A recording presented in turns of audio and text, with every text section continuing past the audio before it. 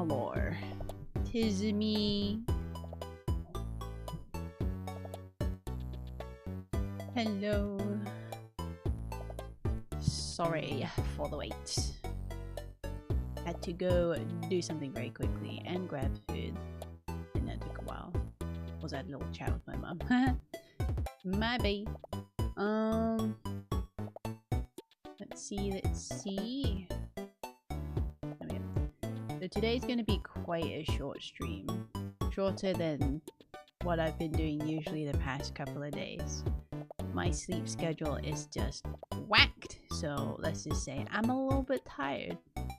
But in a emotional sense. And much less in a sleepy sense. Wait, where's my OBS gone? There it is.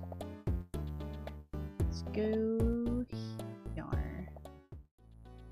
Oh yeah? Yeah, my brain is on overdrive mode. So I think I only have enough brain capacity to do one boss for today. We're gonna try and beat up Odin. That's what the whole stream is gonna focus on. Beating up Odin. I will probably stop sometime after beating Odin. We'll see how I feel. Maybe I have the adrenaline coursing through me and I'm like, ooh, maybe just a little bit more, and a little bit more I will do. Max total, hopefully just like a 2-hour, 3-hour stream, which is quite short in my opinion, but it could be shorter. We shall see. We shall see. Oh. Beep, beep, beep, beep, beep, beep, boop, boop, boop, boop, boop, boop, boop, boop, boop. Yeah. Turn up the game volume. Okay. So,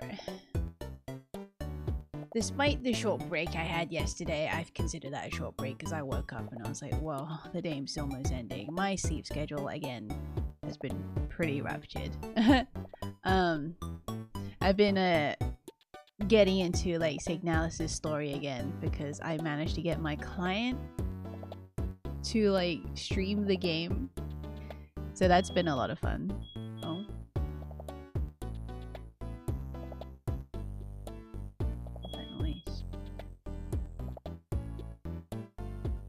Oh, I believe my mother's incense has set off the mini alarm. What do you call it? What do you call those tiny alarms? The carbon monoxide alarms? Smoke alarm. The smoke alarm went off. Not the fire alarm. The smoke alarm. Yeah, my mother's burning incense. Maybe it wasn't a good idea to burn incense like right beneath where the alarm is. What was I talking about? Oh right, Signalis. Yeah, I've been getting into like the Signalis lore again, just reminding myself of everything. I do like how much how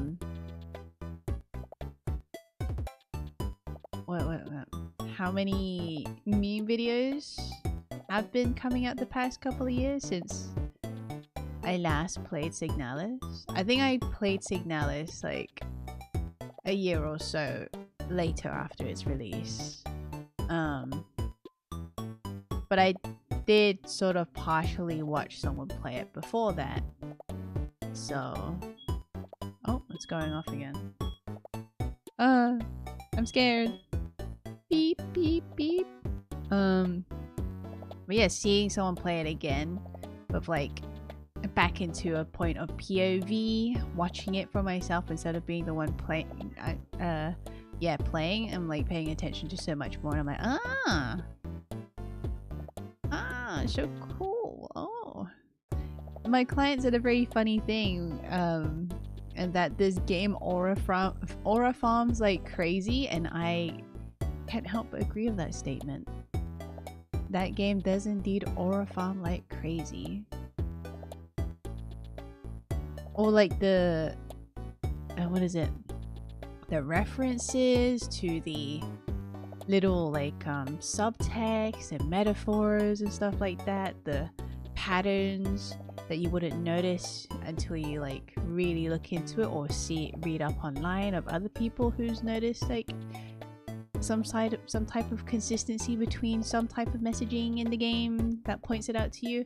Very fun, very, very fun. Makes everything more interesting, I would say, as you notice how meticulously planned everything is. Some people just really love to figure things out, and I appreciate them for that, because I really have to get into something to want to look into every little thing.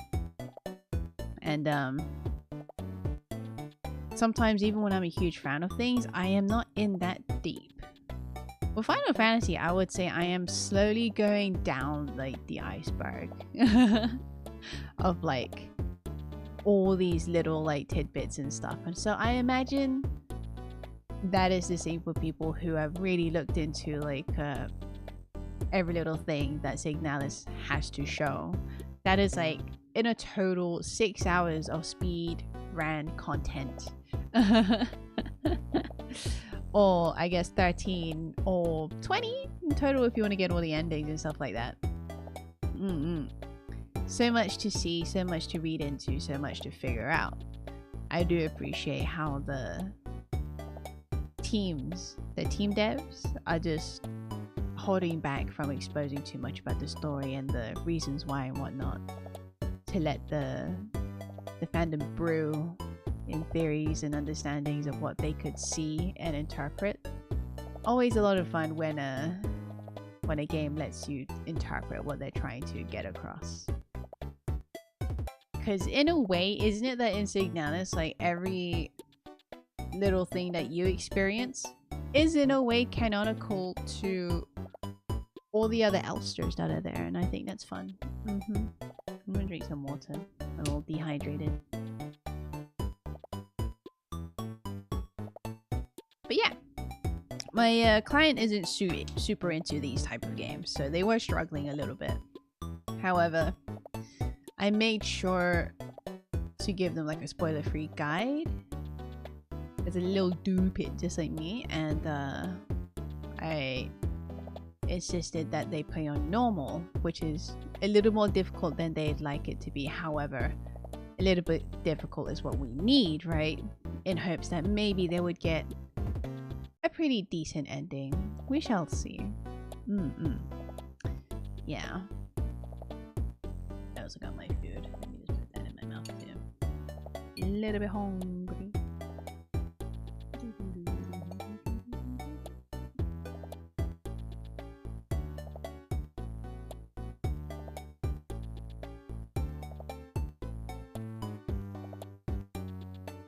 Spaghetti.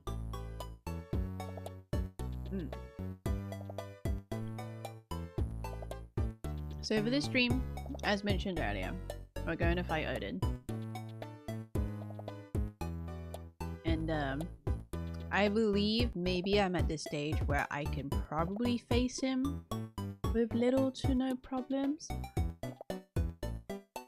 Again, I'm probably not going to beat him in first try, but trial and error, I will eventually figure it out. Where am I? I'm in Calm.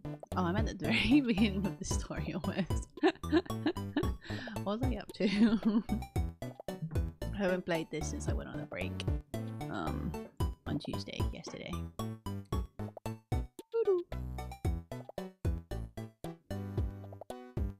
Nice.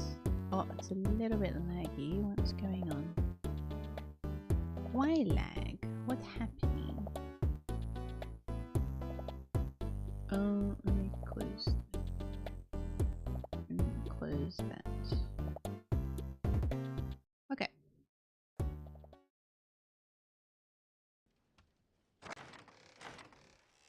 I guess I can show you guys a little bit of the cutscene from chapter 2. What's this?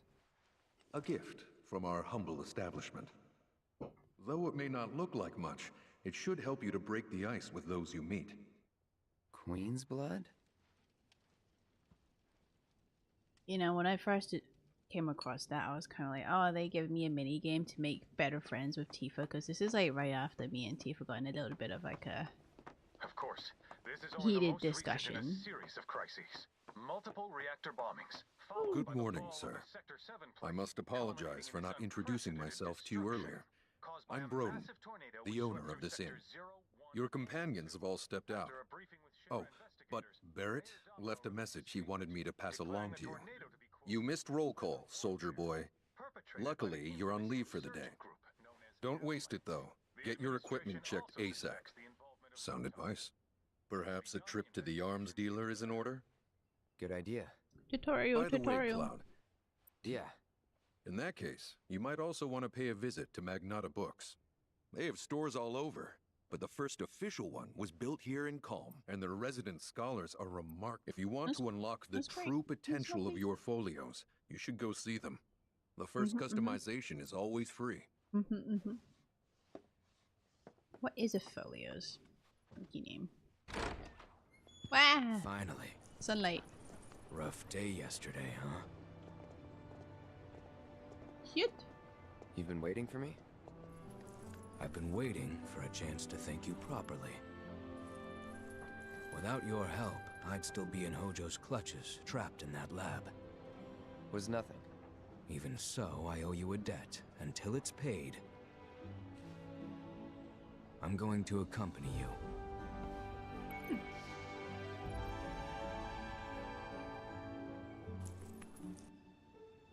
The attention to detail of this cat dog is like... If you're getting your equipment checked, incredible. have them check mine while you're at it. Sure thing. Especially with like the movement of his like inner eyelid. The rook's got a backbone. Cute! Cute! Anyway, Chadley! No, wait. I think I need to change chapters so I have everyone unlocked. Chapter selection.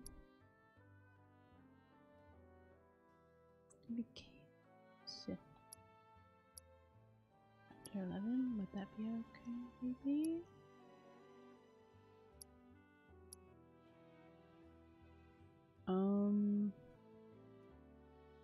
Yeah, sure. Chapter 11. Bom bom bom bom bom. Do do do do do do do do. Not everyone is there at the beginning. So I have to move chapters. So back to Nibelheim we go. I would go to chapter 12, but I don't want to play through all that again. Oh, Blackie, yo, how's it going? What we doing? We're gonna be doing Odin battles. And they may be the primary focus for today. That was odd. The sound was a little bit off for a second. I was a little bit worried. But yeah, how are you doing? How you doing, Blackie? Thank you for joining me in my journey to maybe beating Odin this stream. I don't plan to do too much today. I slept very funny Kate? tonight. I meant to tell you before, or this morning. the terminal's probably gone. Nibelheim burned down 5 years ago. Yeah, so I'm a little Not to worry though. tired, The terminal is as snug but as not a tired butterfly, enough 'cause Shinra wasn't about to that let I don't that want to facility play burn down.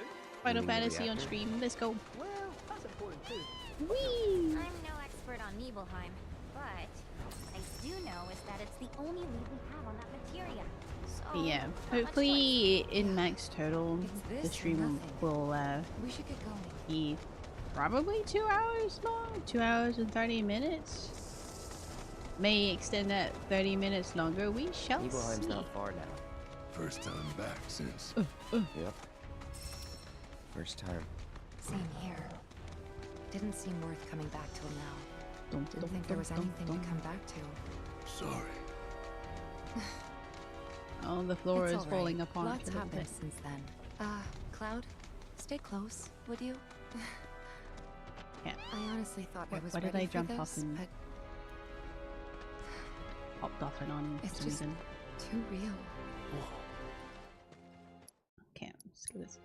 A noble girl indeed, and you're fine. Took a nap a bit, and now I won't sleep well tonight, so that's great. Oh my god, just like me for real, for real. But without like the nap midday, I was just I don't know. Sleeping O's has been very spotty for me lately. I have no idea what happened. Maybe it's like a change in weather? Probably? I don't know. My brain's been here and there. But that's okay. Where's Chadley? I'll recover. I just need to eventually... Well, Chadley's not here. What the fuck? Chadley, the fuck? Where could he be? Chadley! There's nothing here, you know. Chadley! Okay, let's just continue there. Chadley! Where you going, Chadley?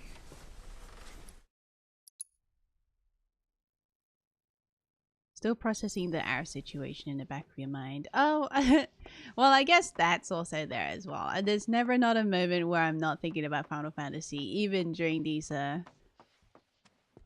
weird unsleepy times. Nothing to be. All we do is What? bend Now over what? Do I go to backwards for bed? these people, and what do we Gotta lend the medical Oh team a my hand today. snort. Where do I, what? Read.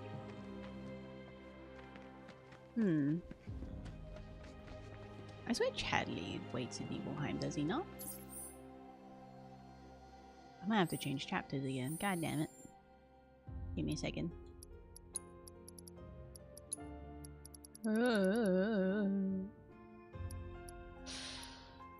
Okay. I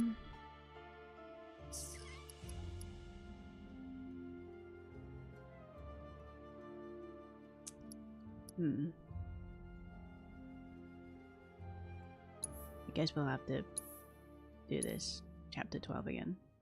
Hope you sleep well again soon. I hope so too, because my brain is like... what's the word?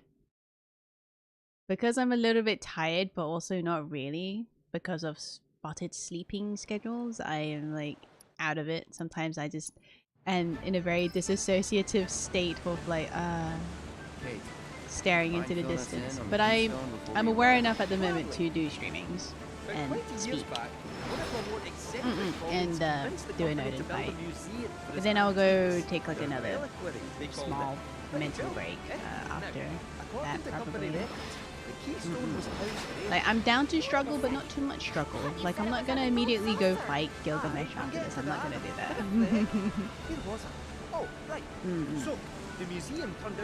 But yeah, Aerith's situation is such a curious one. Like I hope you saw like the comment I sent to you about like Aerith and the live stream, and I thought about that a lot too.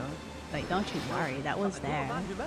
The reason why I said what I said is because just earlier, like 30 minutes earlier before stream, I was reading up on it going like, why this and that? What's happening? And I was seeing a lot of people's theories on it all, and that's what got me thinking more like, oh, okay, interesting. It's like everybody's neurons are rubbing together to figure out like what exactly is Square Enix trying to cook here. What is Nomura cooking? Because essentially we did like the final boss fight, right? Of like the original game. So you're just turning into one of those cloak dudes, groaning and barely able to form words. Yeah, basically. That's me when I'm not streaming. I'm just like sitting there eating and thinking about like I probably should do something, but my body just, it's like I'm not feeling it, so I'm there like I can do just enough to pet a cat. Like that one robed guy who was cat petting. Alright, Chadley, you should be here now, right? Yes, he is. Thank God. With the Odin fight, I can't say I really figure out a viable strategy yet, so let's just go and what's the word? Fight him a little bit. Get my ass beat and get into the groove of things. How about that? Thanks to your efforts, this area, and yet, I'm excited to see what knowledge awaits us elsewhere. Let's go. Like the only thing I have to do in like Chadley's combat simulator is Odin's fight. So I hope this will go okay. Ooh. The one character people mentioned a lot that I should use is Yuffie. But I'm also not very sure about that.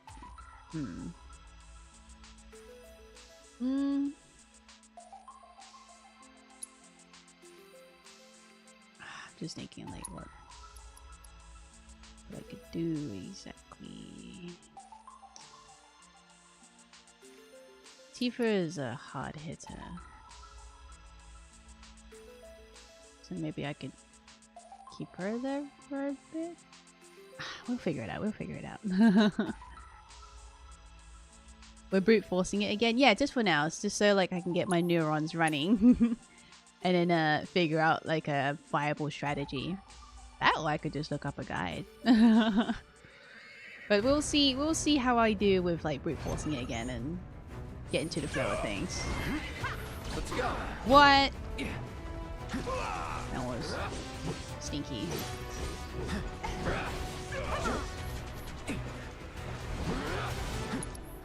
Okay. Take the lead. Yeah, I'll do it. Okay. So lifesaver. Oh. Nice. Okay. I'm gonna do that. Keep it a farm a little bit. I want you to know I have not played Final Fantasy Rebirth since the time I took a break. It's on you. All right, watch and learn. Okay. Give 'em hell. Hope you don't mind. No more games. Okay. Done.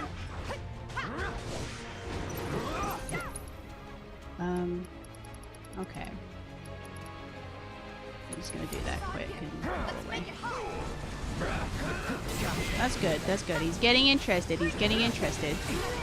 Whoa. Okay. Here it comes. Nice. No, didn't need to do that. With me. Stop it! Cloud, stop it!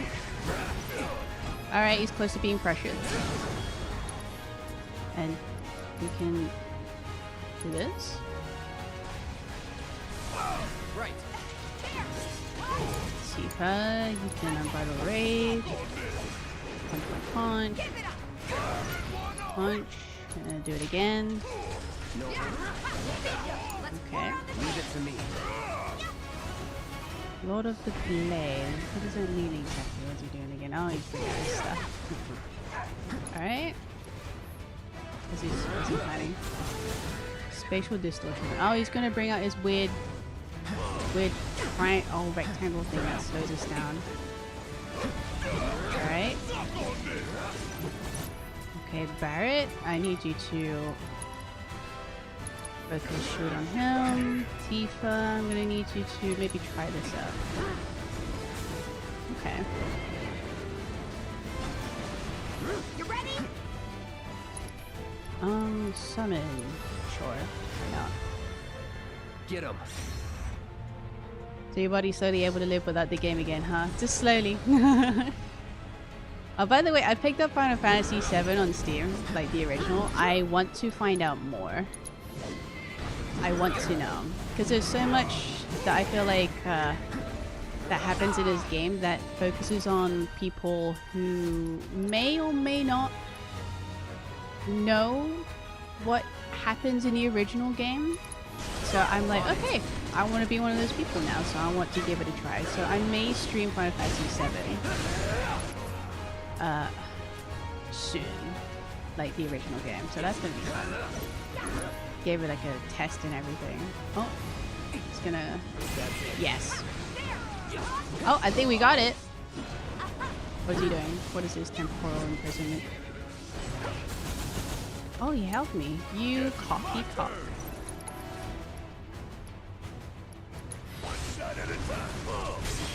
Okay. Oh, that's not good. Tifa, Tifa, Tifa, Tifa.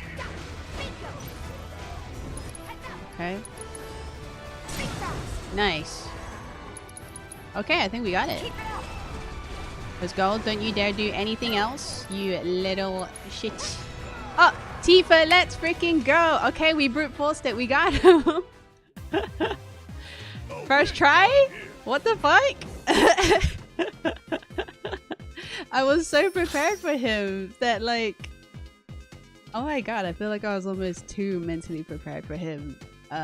Not mentally, I was too team setup prepared for him. Maybe it's all the grind I've been doing behind the scenes, just leveling up and Odin, you've done the unthinkable. what is it? A single mistake could have spelled And certain getting all doom, the different but your materials and shit persistence like paid that. off in the end. Wow, With his mighty I actually Zon did text, it. This The master fuck? of the blade will certainly help you cut a path to Hell victory. yeah. What, didn't even pay attention? What? I know. What? Yeah. I can't even tell you. I just locked in whilst just like yapping. I have no idea what just happened. I guess. Thank you.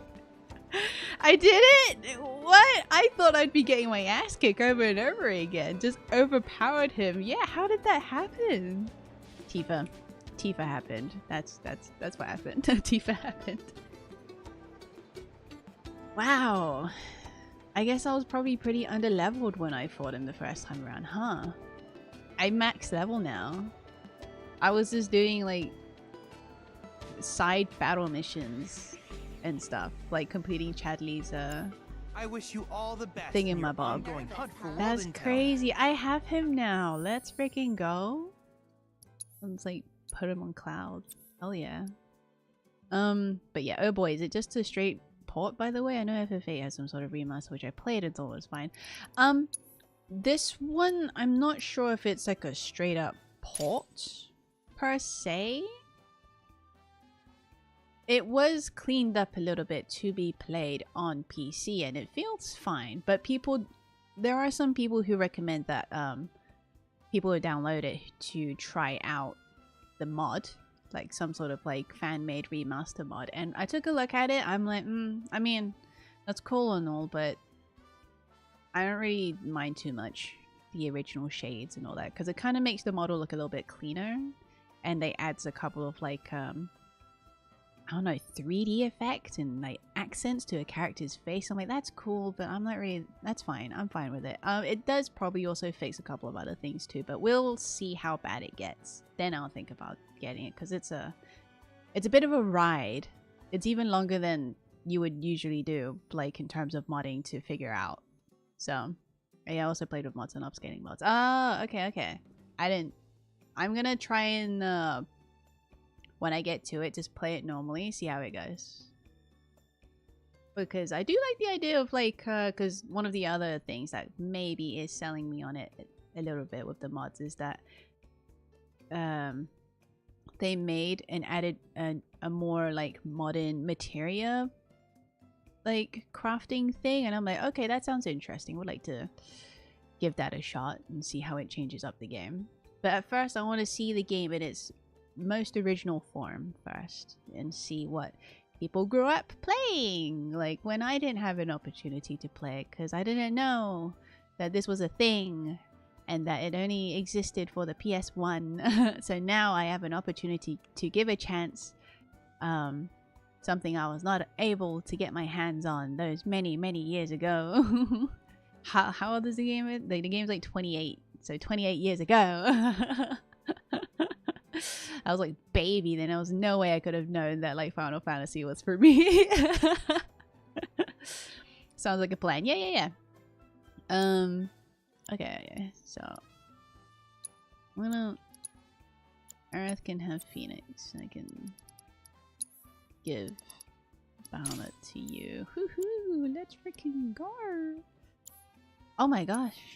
Tifa, with the lacking materia as well. How did you manage to do that? I'm so sorry. But yeah, sounds like a plan. Hell yeah. So now what do we do? I beat him in the first 10 minutes.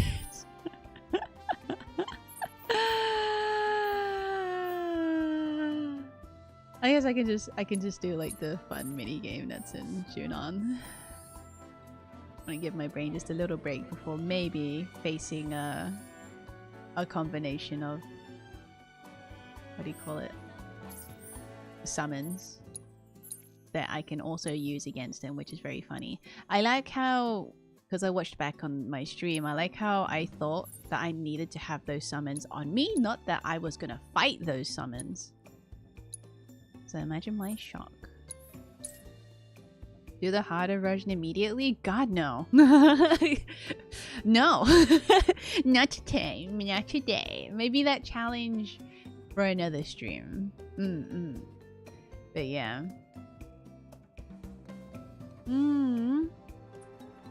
We can be frogs. It's a save there. I don't want to fight Odin again. Check this out. It's a frog minigame. Woohoo! Woohoo! Look at me! Honestly, the best part of the... one of the best minigames. Ribbit, ribbit. Ribbit, ribbit. I also want to play Final Fantasy VIII as well, to be honest. Because whilst my like for the game is very surface level, and I was only interested because of Squall and how the city represented him, I want to give that a shot too. I also love the music as well from that game. Like Eyes on Me was my jam growing up. How dare I love the song without even playing the game? I don't even know the emotional turmoil it gives to players having played the game or who are fan of the games. I fucked up already. Ah! Damn, skill issue.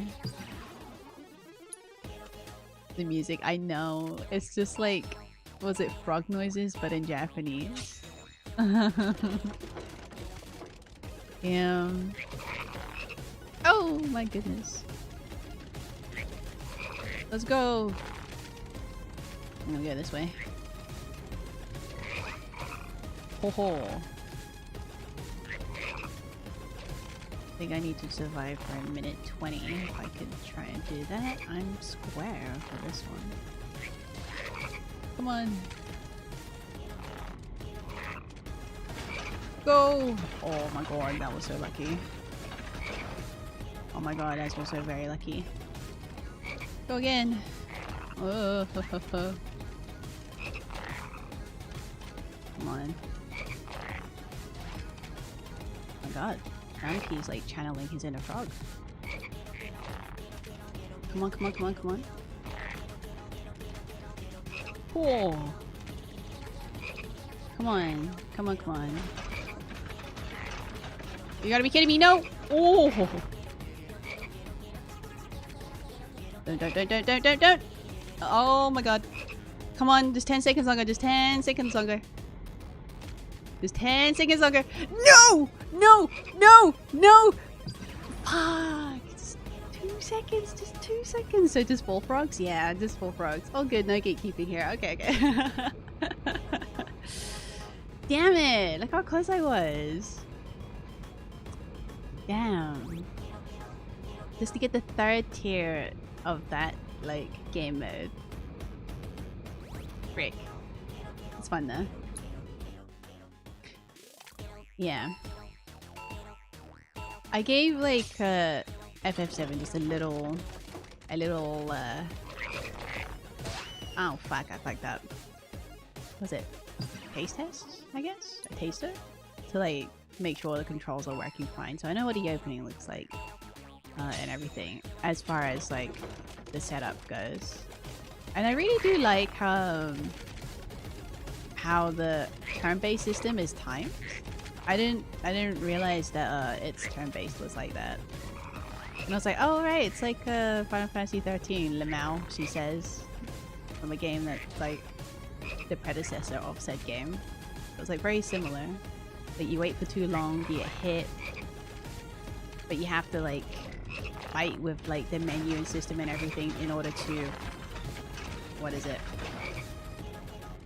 Use a move that you want to use. So that's going to be something I might struggle with at first. Oh, is Final Fantasy VIII like that? Or is it like full on just turn-based where you can wait and take your time?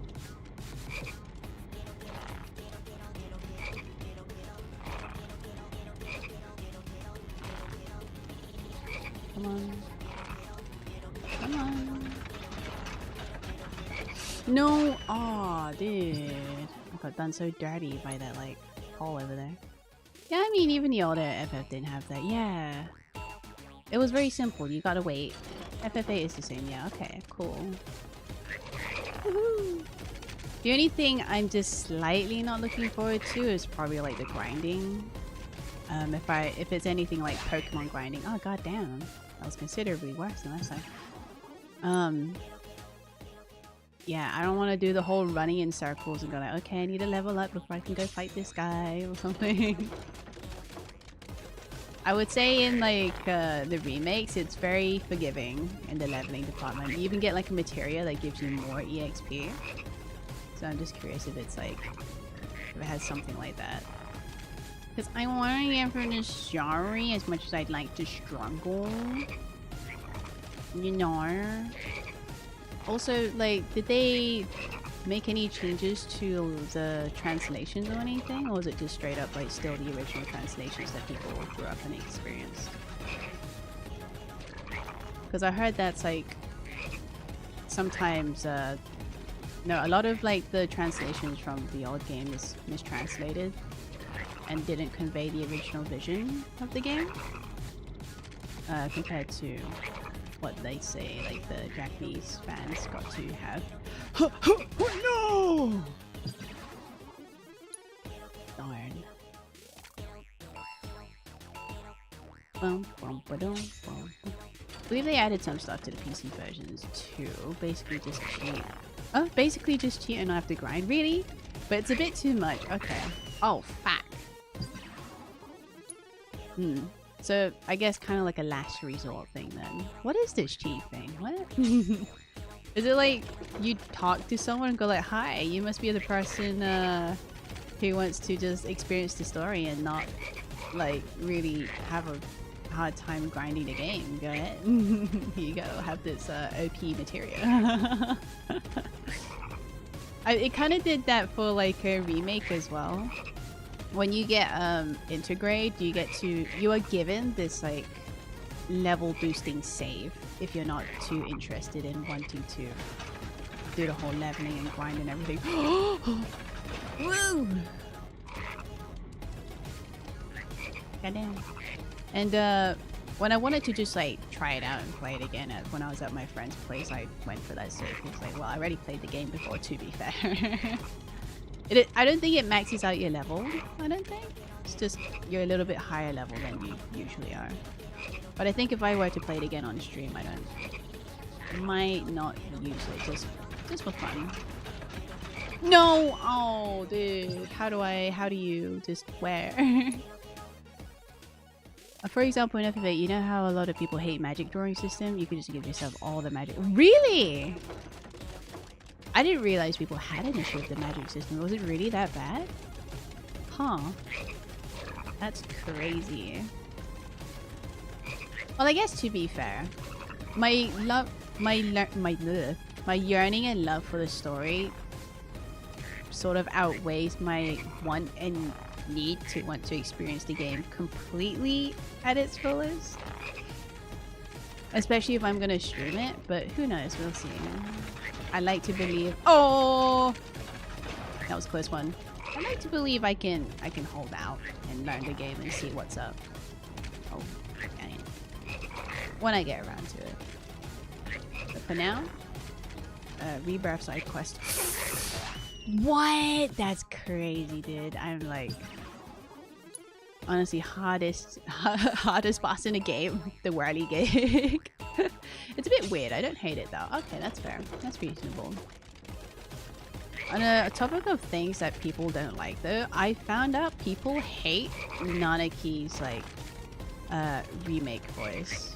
And honestly, I don't know why I feel so surprised, but it came as a surprise for me because I am neutral to his like you know, Nanaki voice per se. His real persona or something. He's just a guy, he's just a kid. Even though he's like 48 years old or something like of that sort. Oh my god, please don't kill me. I don't even find him annoying. I guess I just grew up like playing shit like Sonic or watching a lot of stuff like that. I even played Ratchet and Clank. You know, he just sounds like those type of like protagonist archetypes. So I could honestly care less. So I'm really shocked that people hate, like really detest his voice, that they benched him, they said. Like never brought him out to fights ever again after that. They're like, why did they have to get rid of his cool voice? I'm like, what? What do you mean, why do they have to get rid of his cool voice? Huh? Oh my god, almost, oh my god. Come on, just a little longer, just a little longer. Come on, come on. Let's freaking go! Yeah, baby! Woo! Nice. Let's get out of here. I did it! Whew! Alright, so there's one more. I mean, I don't get the dual voice with him. But I don't hate his voice either. Same. Like, I don't like or dislike his voice. He's just a character to me. They say like, oh, he's so insufferable, especially when he does his old haha thing and when he fights and all that. I'm like, I mean, he just sounds like Donatello from fucking Teenage Mutant Ninja Turtles. How? What? He's still the same Red. He's still like smart and wise. He's just tapped into his like, oh shit, you know, inner youthfulness, I guess. I've read that the reason why they went for the dual voice thing is because it was there in a way in the original game. I'm gonna follow my frogs friends. But yeah. Oh no, wait, what? Don't leave me, guys. Apparently it's always been implied that he had a bit of like a youthfulness to him. Oh. In the game, in the Japanese version, that wasn't properly conveyed because of like a mistranslation and all that for the English version. Apparently Japanese fans of Final Fantasy VII always knew that he had a bit of like a different character when it came to it. And so with the remake, they finally got to represent that. And people were like, but he kept it the same in Final Fantasy Advent Children, the movie. And I'm like, well, that's Advent Children, to be fair. And it was still running with like the mistranslated, I guess, version of Red / Nanaki. So I get that. Oh wait, what? Wait, which way are we going, my frog friends? Fuck! I didn't see it. I didn't see that pole. So yeah, and so with that I understand as well. I mean, the game again can simply explain that the reason why he has a bit of like a youthfulness is because he's aging in like teenage years. He's still young deep inside, you know. And said the reason why Red himself / Nanaki himself said the reason why he spoke in such a way was because he was scared that people wouldn't take him seriously, and that's just enough for me. It happens. Sometimes you want to sound more mature than you really are around people before you can fully trust them with your real self. My guy literally just got taken and experimented on and kidnapped for God knows how long. Of course he wants to be wary and appear as someone who's really, you know, unwavering in his demeanor and sounding older. So, and plus he switches in between all the time as well, and that I'm fine with. I honestly could care less. Oh my god. Oh, I just remembered one thing. Final Fantasy VIII Remaster has a fast forward mode, basically like an emulator, makes the oh, well that's pretty good. Wasn't there like a slight issue with the remaster as well? I don't remember exactly, but it's like some people were complaining that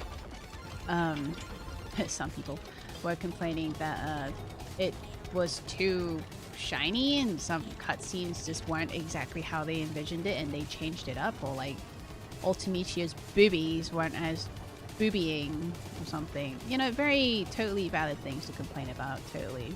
Insert sarcasm here. They're like, they censored Ultimicia's boobies! And it's like,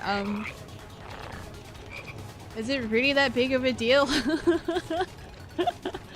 Was it Ultimicia? Was it just like an enemy with boobies out? like a grass enemy. I don't remember. It was like a woman type energy, I feel. I just remember going like, are people really complaining about it in this sort of way? How embarrassing. Then again, you can't make anyone happy these days. A lot of people are very reactive towards the things that they like instead of just going like, it's just changed up a little bit, but everything else is still the same. The core is still there. Did I fuck up? No! Fuck! Damn it! Ah. I have no idea what people are on about. Yeah, me neither. I think that's good though. That means you're like very unchronically online, that you can run into people saying shit like this, and that's great. I'm happy for you for that, honestly. I wish I could be as unchronically online to listen to the garbage people said. The whole reason why I even found out about the whole like Red slash Nanaki voice thing is because I was trying to look for like chapter 13's like battle music. I was like, what was that battle music that I really liked? And I said, like, holy shit, it goes hard, when I was fighting that Titan boss or something. And I came across a clip, and it was a YouTuber who's playing Expedition 33, talking about why he doesn't play Rebirth anymore. And the titling is basically something like, oh no, wait guys, my friends, wait for me. The titling was basically, yes, Nanaki actually sounds like this in the remake, and it sounds really negatively implied. So I was like, maybe that's not the case. So obviously I gave it a listen. Turns out that it is negatively implied. My guy set up the whole clip to be like, this is why this game is shit.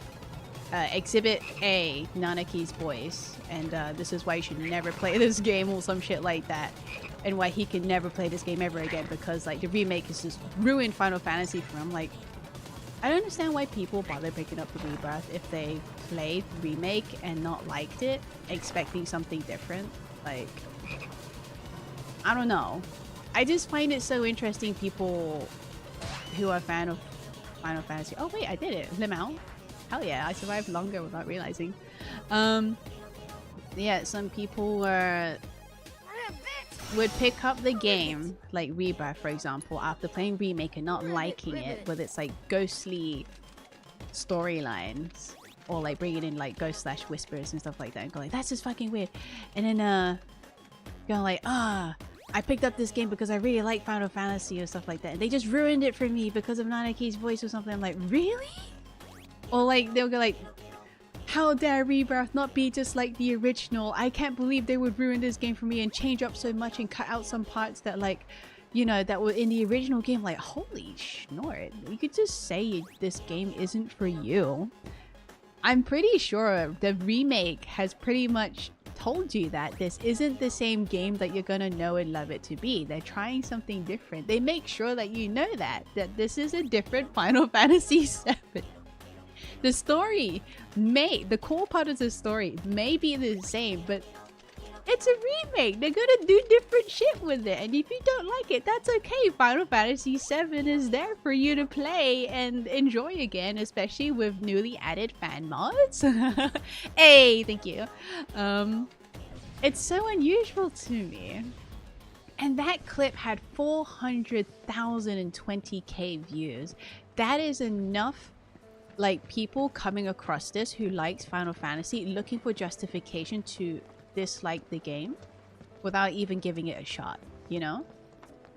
And so many people were going like, I'm glad he's saying the things that I was thinking this whole time, and someone out there is not afraid to say it. And he's like, yeah, I have to deal with people arguing about like people with anime profile pictures like argue with me all the time about Final Fantasy VII, and it's like, yeah, if I were to say this out loud, I would get attacked by people who love these games. Well, yeah, if you're not being reasonable about it, you're just being an asshole, it sounds like. What?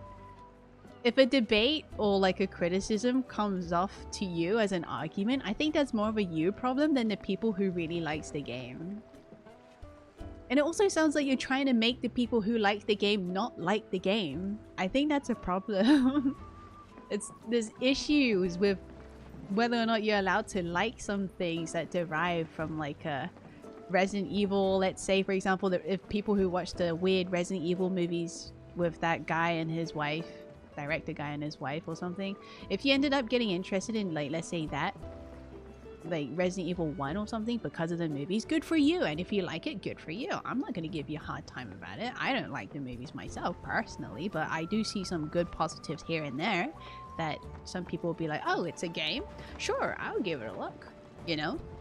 Like with the Devil May Cry anime. Sure, isn't exactly for me, but I still gave it a watch because it's like, I knew it's going to be its own thing with its own storyline. It's a reboot, gosh darn it. The whole point is that it's someone else retelling a story, maybe in a different way. There are going to be bouts of disappointment. I'm not going to expect them to be one-to-one telling the story that I already know and love to begin with. I'm just there to see what they're trying different. You know? Like, I'm going to watch that fucking Silent Hill movie where James kind of looked like he's been at Hot Topic. I'm going to do that because I want to see what they're trying to do. Because it's fun. It's fun to live and see different things in other people's different perspectives. When it comes to things that you like. Sometimes it's very cool and unique that you go like, oh, not bad, you know? I don't know, sorry. I'm kind of like getting a little bit too like impassioned, I guess. Like really passionate about like the whole OG versus remake or remasters and stuff or whatever. Like, no, remakes in particular, actually. Remakes in particular, because that's always liable for change. Remakes are always liable for change, whether it be good or bad. No, you know, and it may not be some for some people, you know. And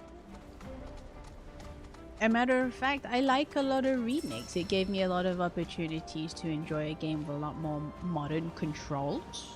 Even though preferably that I don't have performance problems. But the performance problems are so minor that the story and the content that I was given is much, you know, I barely care about it. And plus, I was raised on Ty the Tasmanian Tiger 2. That shit was fucking broken on launch on PS2, man. I even tried to play it on Xbox 360. Not 360, the Xbox original, and that was still fucking broken. But I still restarted and replayed it every time it, like, I got stuck on an infinite loading screen and I can't continue from that save. I still reset it and play it again because I love the game. You know. Broken games on launch has always been a thing.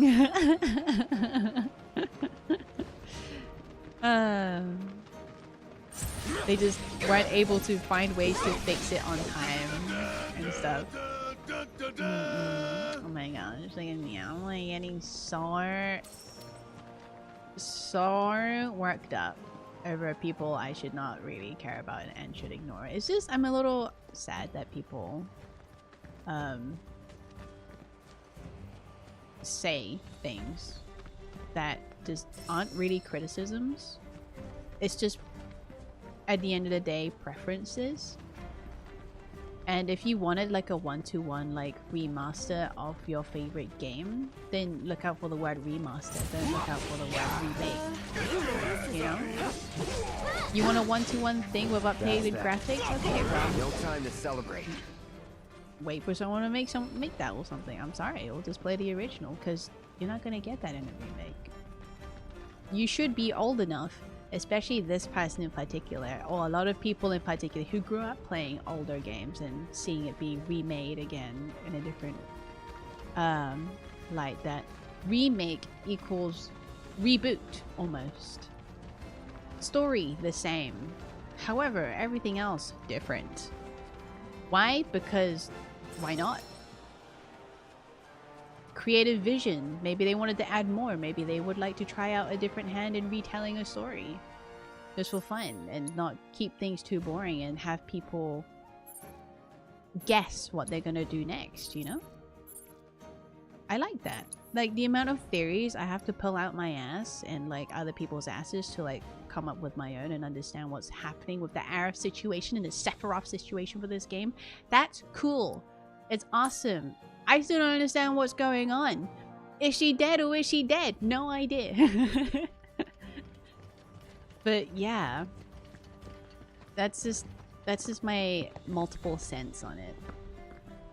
be a grown-up about it and just go like, it's just not for me. Maybe it's for people who wants to try out the game and then move on with your life. Stop farming negative clips about it and going like, this is why you should not touch the game if you're a true Final Fantasy fan or if you want the true Final Fantasy experience. Ugh. Ugh. Children.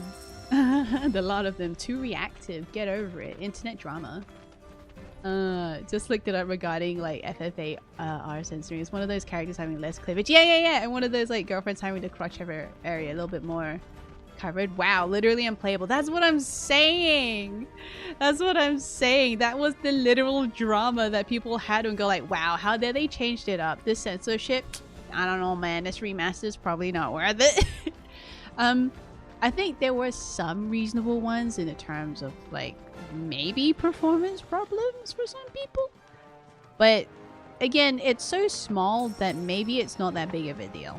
Kind of like how me playing Final Fantasy VII Rebirth is just sometimes it's a little laggy, sometimes the textures go a bit funny, but just restart it and everything just works fine. But yeah, it's a little hard.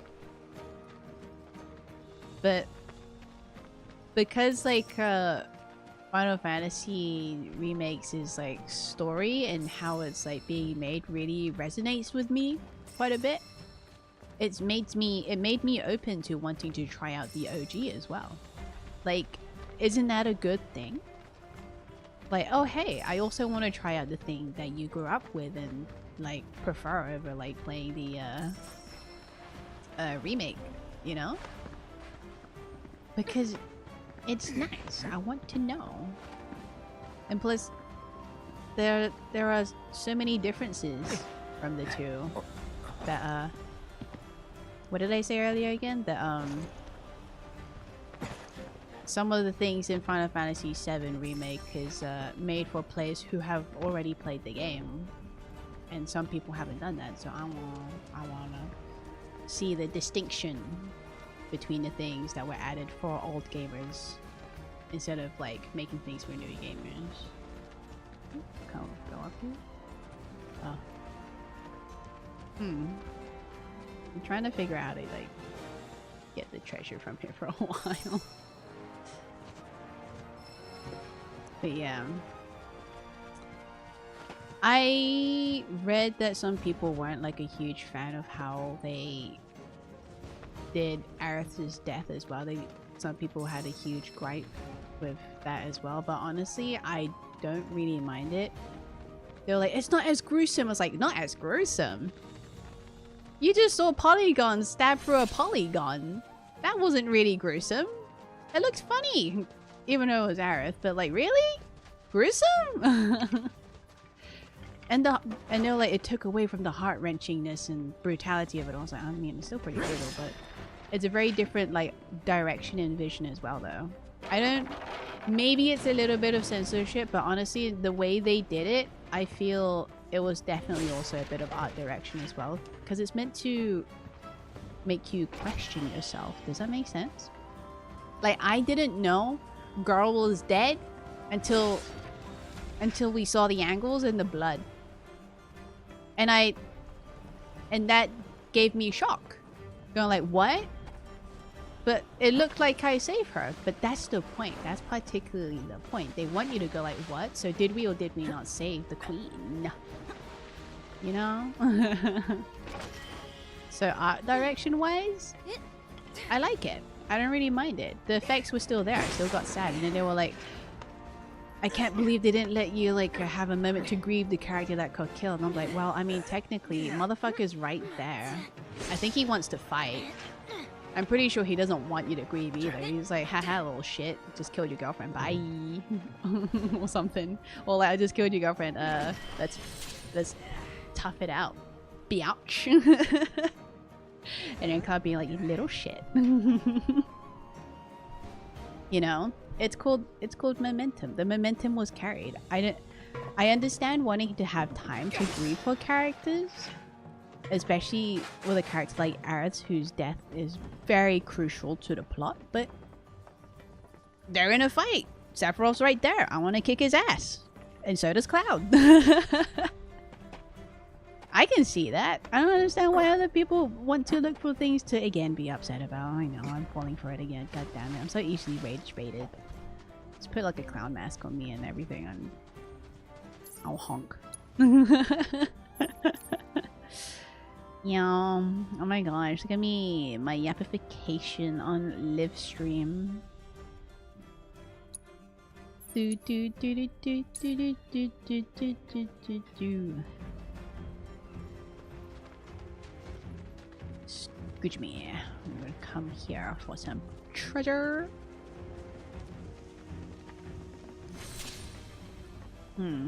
Ah. Oh.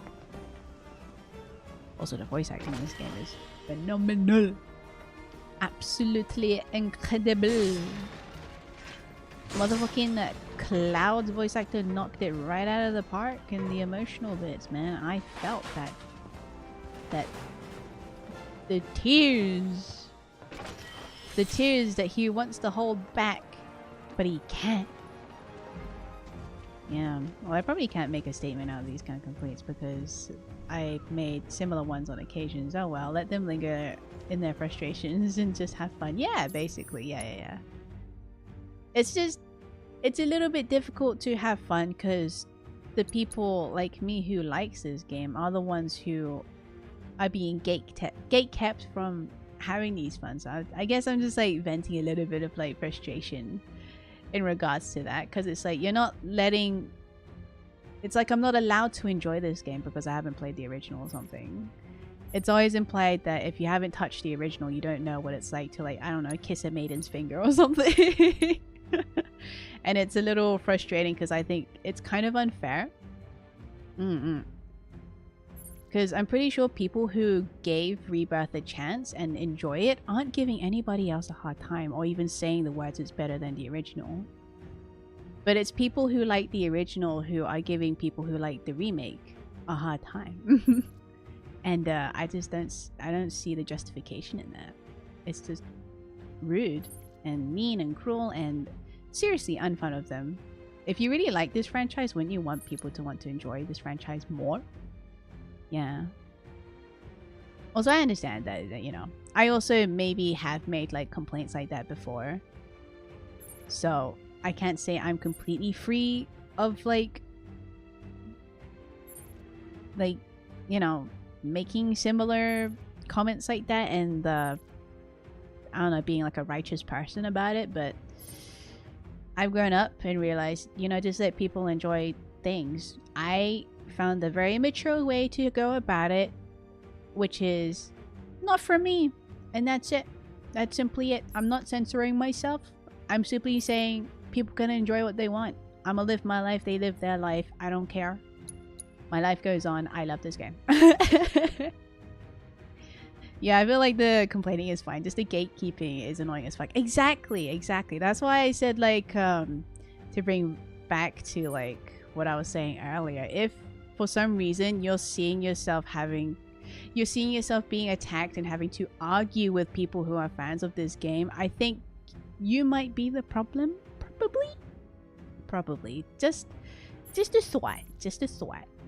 Maybe you're just very difficult to even talk to begin with, because evidently, as I read, they only enjoy or respond to fans who like glaze them for their opinions. They also like are very dismissive of people who give them actual like crucial facts about this is probably why it happens. Not saying I justify it, but like this is probably why it's a thing, and then they just go like, well, I think that's dumb. Okay, bro. Alright. That's a grown-ass man gatekeeping the 28-year-old game. And calling people dumb because they just want to ask why or to simply disagree in their interpretation of something. I don't know. Yeah, probably shouldn't linger on this like thing anymore. It's like it's exhausting. Because I know TLDR at the end of the day is just people just want to whine about something, and unfortunately They like it. They like it when you get rage baited. They like it when you get angry. It justifies themselves and feeling like, yeah, you see, this is why I'm correct. It's because these untrue fans are angry and upset at me. That therefore equals I'm right. Because I'm the mature one in this situation after like saying like rage baiting not really criticisms, complaints. Not worth the energy, man. Absolutely not. Hey frogs, how's it going? I'm looking for treasure. Ooh, hello. Treasure! Give to me. Bum ba da bum bum ba ba bum. But yeah, we are enjoying what you want to enjoy, gang here. No problemos. So in that case, should I get like the regular port or should I get like the remastered port of Final Fantasy VIII? What is like the pros and cons in that? Just wondering, because like there's 2 available on Steam. And obviously people would probably suggest getting like the original port instead of like the port that is the remaster? Not even a port, sorry, the remaster.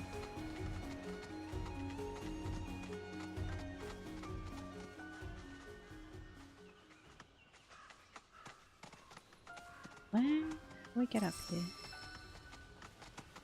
Ooh, the Gungaga plains are so difficult to navigate. Why? Let me just go around. Boing! Where? Where? Okay, maybe I need to go higher. Maybe? I mean, there's like a mushroom here. Maybe I'm supposed... Huh? Let me double check that again.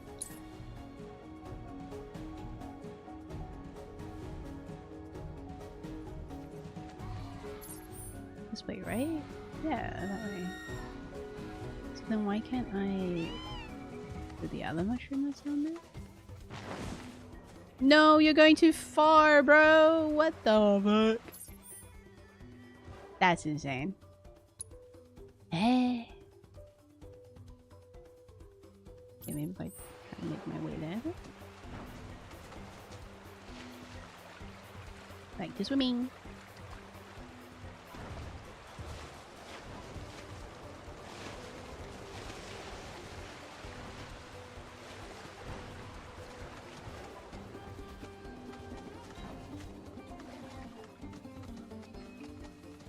No mushrooms here. No, it's just a bit above my head. Is that even jumpable?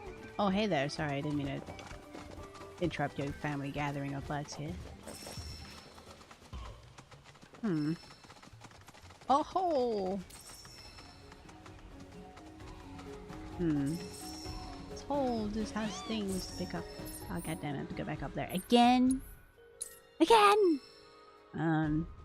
Either will be fine. I just noticed I didn't actually play the remastered. I played the OG port. Oh, okay. Huh. I don't think it makes that much of a difference, to be fair. Okay, okay. Okay, do not go in that jumpy mushroom. If I get down from here. What allows me to get over there? I'm just gonna... No, no, no. No. Off the chocobo. Apparently the models in remaster are closer to the Dissidia variants. Ooh, I quite like the Dissidia variants. Okay, it's good to know.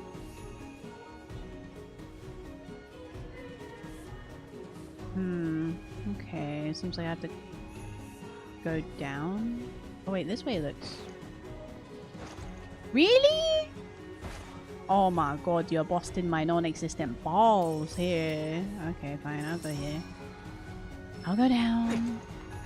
Yeesh. I really like Dissidia, man. Have you played Dissidia before, Blackie? Like on PSP and stuff? That shit was my jam. They used to have this thing where you can choose a specific day you're more active to play that game, and they give you double EXP and money. So if you're farming, you just like wake up on Saturdays, let's say, and you play that all day, going like, yep, this is my life now. Oh, this is the wrong hole. God damn it. Silent Hill moment. Yeah. Squall was also my main as well. I loved playing a Squall. I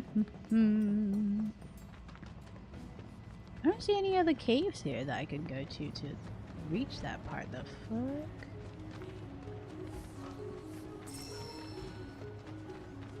Nope, again, not a big fan overall. Oh, okay. You know, just for fan servicey fun, you should try it again. Just cause. When you have the time, I understand you are a very busy man with a regular corporate 9-to-5 job. So no pressure. You get that money. Whoa.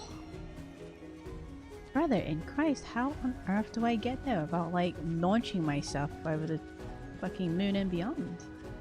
The fuck? Are you kidding me? How? Huh?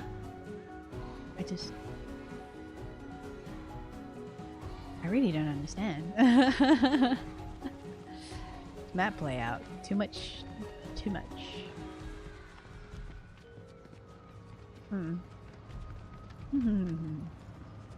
Odd.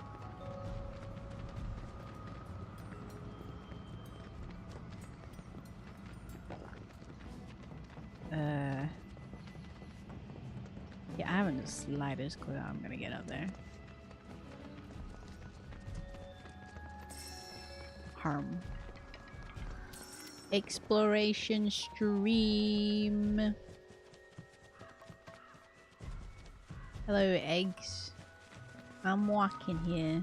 I believe I've been here already, but yeah, I've been here already. This is whack, man. Absolutely whack. Already 0 out of 10. You know what? They're right. Terrible game. Terrible game. Cannot reach treasure box. Nonsensical map making. They were correct all along. Cloud sounds like a sexy piss baby. How dare they? How dare they give him such a powerful face card and a powerful voice and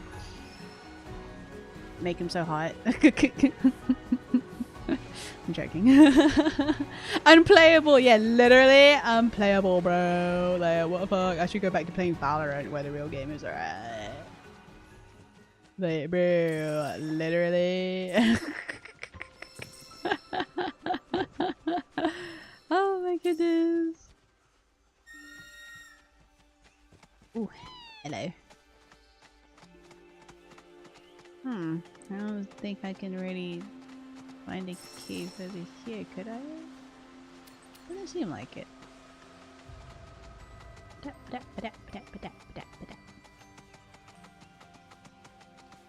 You know what? That's okay. That's fine. Not that important. It's just a treasure chest. Oh, there's one down here. Might as well bother my time with that one. We can walk. Bum bum bum wow wow wow wow wow. By the way, have you played the original Final Fantasy VII before? Because I remember you gave me a lot of like hints and tips, or like a heads up on like about how far I guess I am, or how close I am to how close the story is to like the original and stuff. So I was just wondering. It's like how much of Final Fantasy VII you know about. Is it like surface level? Like, oh, you just read about it, you know, as like a passerby, like just got interested type of dude, or you just picked it up, played a little bit, but it was so long ago you don't even remember kind of thing.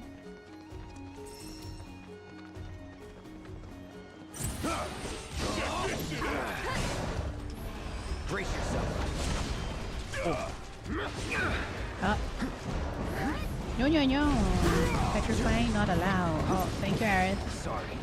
Not that. I've seen a full playthrough of it. Oh, but 8 was my 7. Okay, okay. Huh. That makes more sense. I don't think I've seen any playthrough of it. I remember watching, I guess, a quote-unquote retelling slash playthrough of it that Square Enix did for their Advent Children menu thing. Like bonus stuff that you could look at.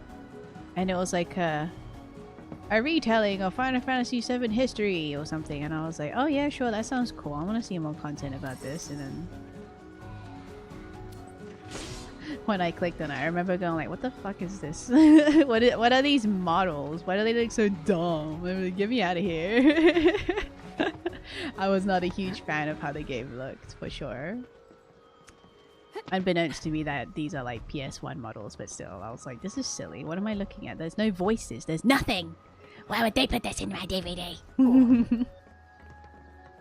It's okay. I forgive it now. All good. Where is this final treasure chest? The fuck? Oh. Where could it be? Where could it be? I'm so lost.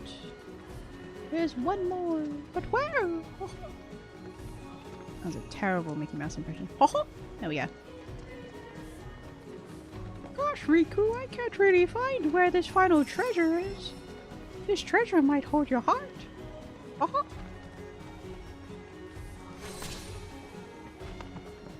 What the frick? Is it squished in somewhere? Is it what? Where the fuck? Where? Lol, the young monkey brain couldn't comprehend the amount of polygons. Absolutely not. There was like it was like a million polygons too small for me to comprehend, and I lived my life on a PSP, Cloud, and Squall. And that was like peak for me. That was like, oh my god, these slightly flat-faced looking polygons were hot. Just kidding. But I did think they were kind of cool though. Dude! Where?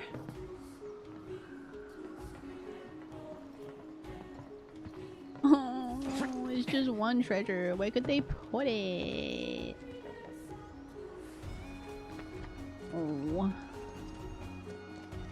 Maybe here, back here somewhere. Am I being blind? Oh wait. Oh wait. It goes as far as here too. I found it! Hell yeah. Game sense. You guys can stop looking for it now. The models do look wacky though. They do look kind of dumb. I mean, it's kind of cute. The thing is though, to talk about like wanting to play like the OG, they kind of took away a lot of like the characters' like reactions and stuff for certain scenes. I mean, then again, it was just a screenshot. Maybe there was an update to really like to fix that. But the part where like Cloud was like out of his fucking mind and basically wheelchair bound, became Jello Cloud, he had a really constant shock look on his model's face. And the fan remaster sort of didn't have that. So I'm like, okay. I think maybe I should experience the original one after all.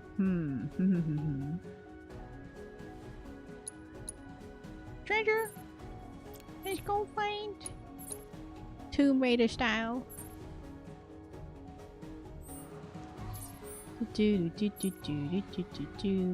Sorry, let me. Which way should I go? Let's start at the door.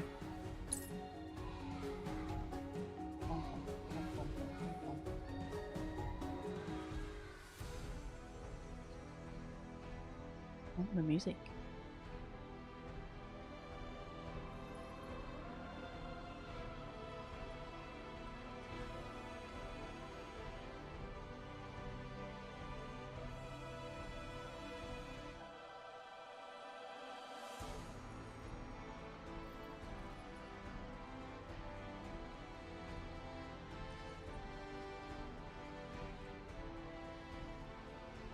triangle muscles, triangle TTs, let's go!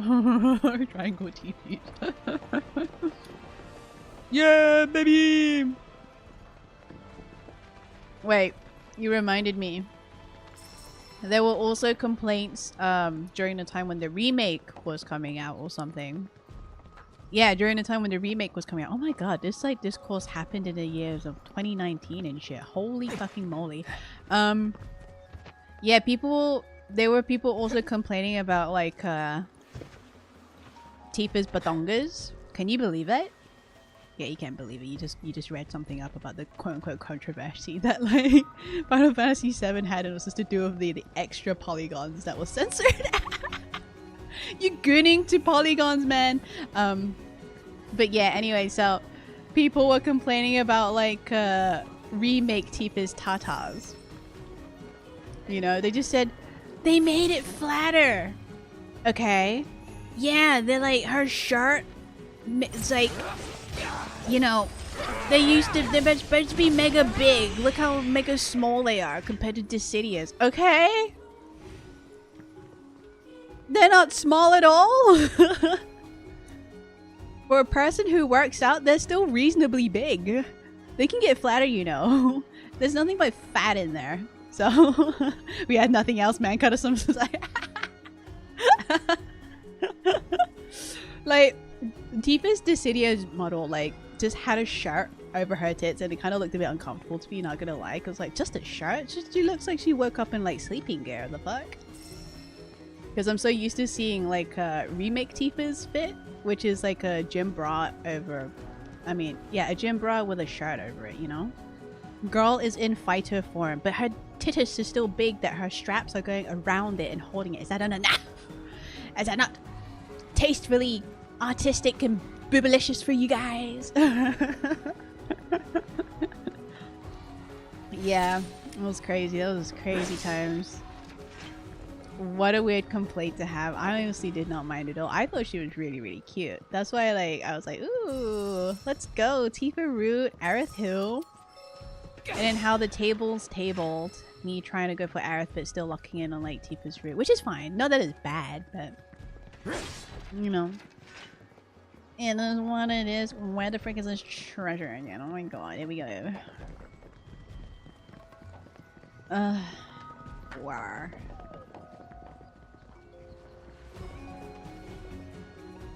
But yeah, it's all that we had. That's a very funny thing to say. Just like thinking about like all like the guy crushes that I had, all like super clothed and just dudes. I didn't even like care about their muscles that much, if I'm perfectly honest. It was just like, oh my god, awesome face card, and that was enough for me. My goon was just going like, oh my gosh, his chin's so sharp, oh my god.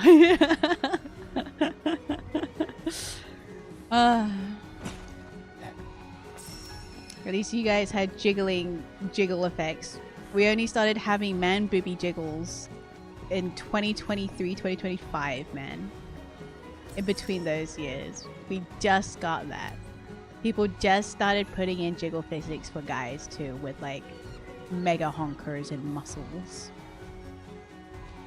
20 plus years of gaming and we finally get this revolutionary thing for guys too, like guy models.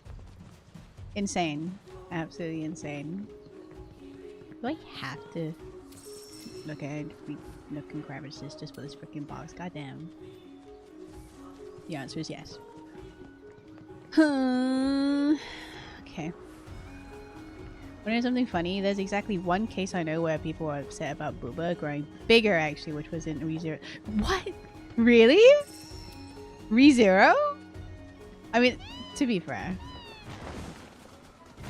that's it. Is it the maid girl? Is it Ren or Rem, whatever her name is?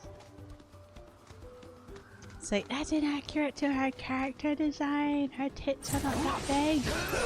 It's like, what? Is nature healing? It's like, is the itty bitty titty committee finally like gaining recognitions on the same level as the biggest titties? It's like, back here.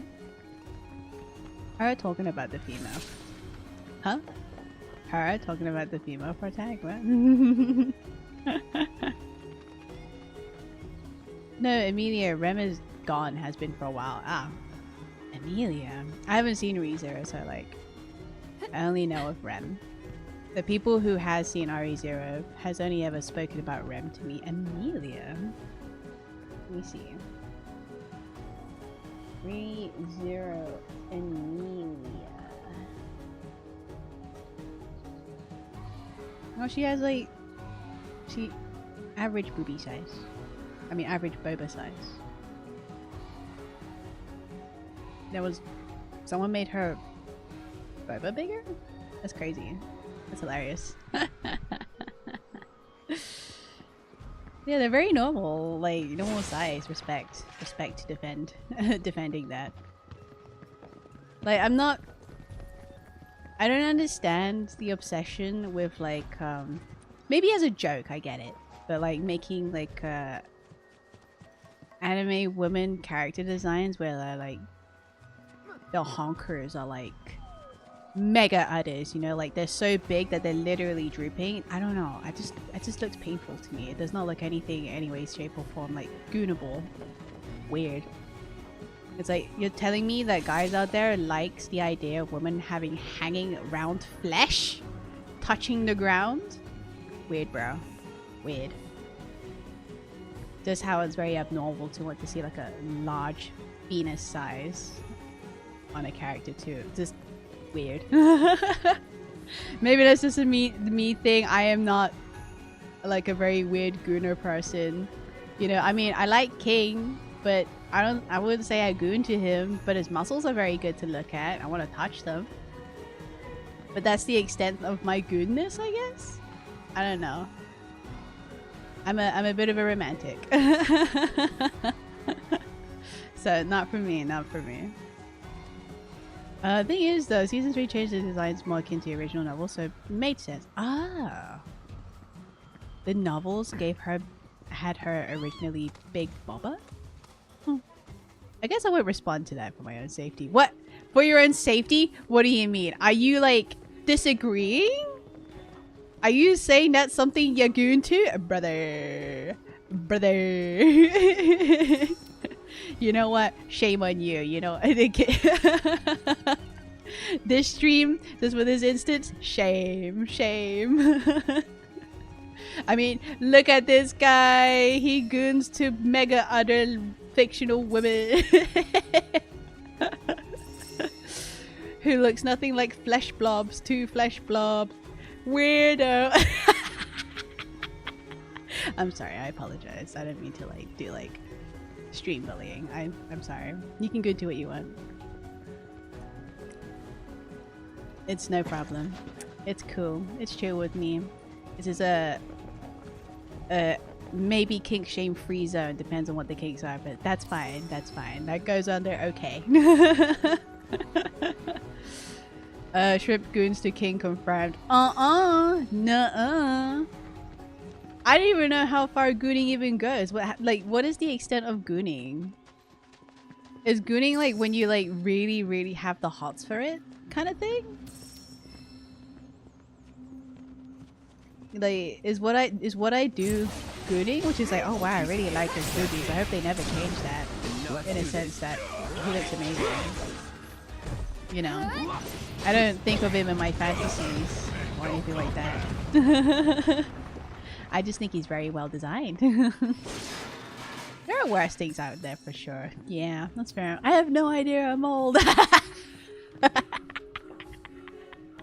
I'm sorry, that's funny, man. That's so funny that you had to write that in all caps to say like, don't do this to me. Please don't have this old man explain to you what gooning is. Please. I just got here. I mentally just started existing towards these things just recently, please.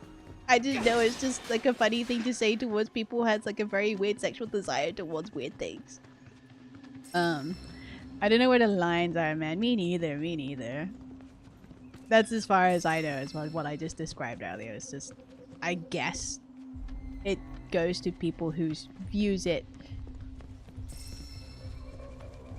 sexually as a fantasy, I guess. Sexual fantasy. Yeah, I don't know. That's what I understand. That's the extent of like the goon stuff that I know. Okay. That's all that treasure garden. Okay, there's one treasure over there. There's a treasure over here too. So we can go grab that one.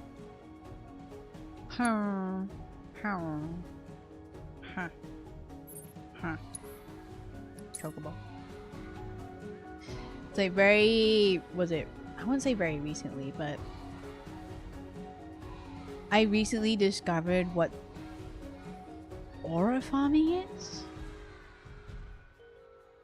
Sometimes you just understand maybe what something is based on the context it's been used, and I guess aura farming is just new online lingo for saying this person is really cool, you know, like really awesome, that they manifest, just their air about them is just really awesome, or something about this thing is really awesome, or something.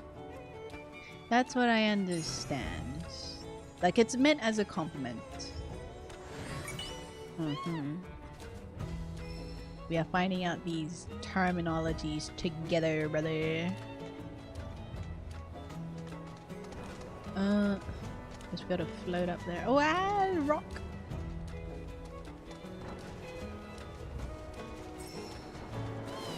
Whee! Oh, shit! Never mind! Let me do that again. Whee! Oh my god. Okay, I think I need to float a little higher. Error, YouTube is not receiving enough video to maintain smooth streaming. What are you talking about? Does the stream look okay to you, Blackie? I have no idea what's happening. Whoa! Just stop there. Not receiving enough something to maintain smooth streaming? Is it not smooth? No, it's still fine. Weird. YouTube, weird. Stream looks fine, yeah? Okay, it's just YouTube telling me lies and gaslighting me. Very weird. Okay, so I need to get up here, I think. I've heard that term, but what the fuck is it? Oh man, it's just like that's all these stupid crap about like just use the OG term. What? I guess it just doesn't. Somehow the term cool or rad or something like that doesn't hold the same weight of like power, I guess, as aura farming. I don't know, like Riz, just say charisma. Yeah. I don't know, man. I don't know. It's like, for me, I am so neutral against it. Against it. Oh my god. I'm so neutral towards it. Like these new terminologies and all that stuff that I don't really mind. If anything, I find them a little bit funny when people say it. And I think that's why most people say it at first ironically, and then it became ironic after a while. Like the word yeet. Yeet. I used to say a lot as in an ironic way until it became unironic, and I started saying yeet every single time I threw something. So I think for some people it probably became like that for them. I do also find the term is very weird.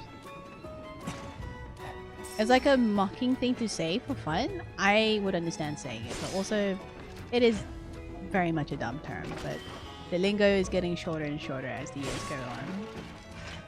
The kids just do that, invent new terms to be different. Yeah, I guess to be different, to sort of like, just to be in a way humorous. It's kind of funny for like people their age, like funny word you just said, very silly, and they're like, I know, right?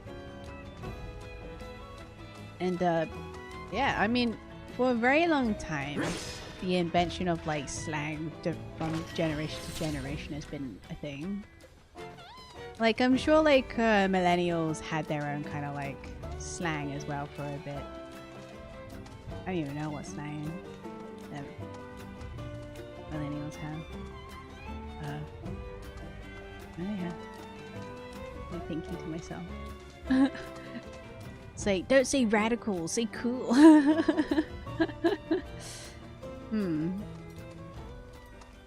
But you know how, like personally, the term unaliving, when people say it in a sense that they don't really need to censor themselves, like in a scenario where they don't really need to censor themselves, they're just talking normally. Some people get very irritated, you know, like, you don't need to censor yourself here, just say dead or something, right? I honestly don't care. Some people will like to use it as a way to not want to be too serious, let's say. In a very unserious scenario. Like, it's not to detract something that genuinely happened or anything, but I hate unalive so much, holy crap, really? And then there's me going like, oh, I don't really care. I get what they mean. I don't know, maybe I'm in my vibe zone so much, you know, until like people start like looking for a fight, but like I'm in a very like, okay, I mean, if people want to use it, go ahead kind of thing. maybe give it time, maybe there is going to be a word out there where I'm going to be like, just say this, god damn it, is that so hard?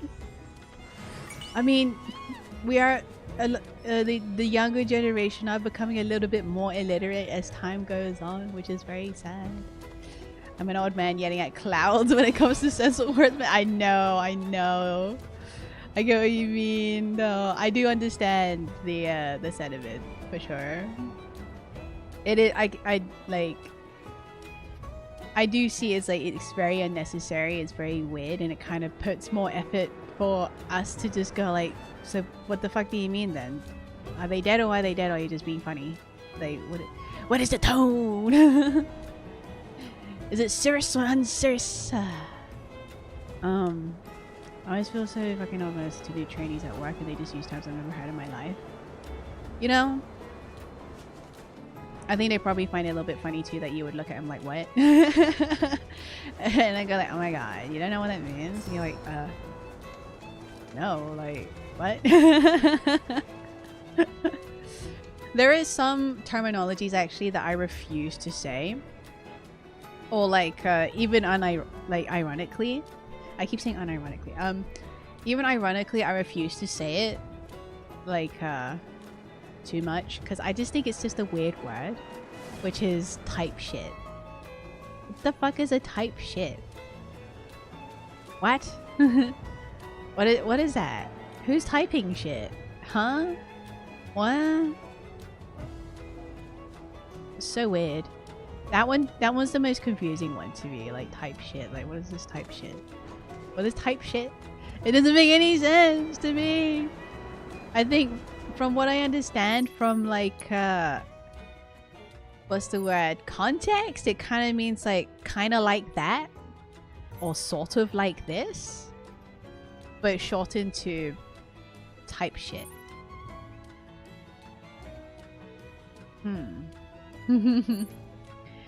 It's from fucking TikTok or whatever. You don't have to integrate that into your normal speech. This is how shit starts. 1984 all over again. Well, unfortunately these days, it's not even by choice anymore. We are sort of like finding ways that we're accidentally self-censoring because real life political stuff is like literally arresting people over it. Like the thought police, I guess. Going like, why would you say that about our almighty savior, this person? Or why would you say that about like that? And we end up wrongfully praising people who are I guess what's the word? What's that word called? How would you say it? People who are unforgivingly themselves? Is that the term? No. Either way, what I'm trying to say is that we end up giving praise to people who refuse to quote-unquote censor themselves because they say it how it is, but sometimes the way they say it how it is also just plain wrong. But because people are like, oh my god, you're like so yourself, I'm gonna agree with this very wrong thing that you're saying that might potentially hurt a lot of people.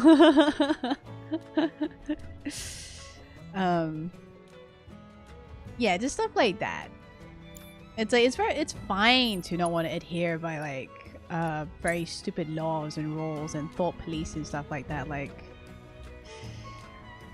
but be careful of who you praise, who wants to be like very blunt and straightforward about stuff.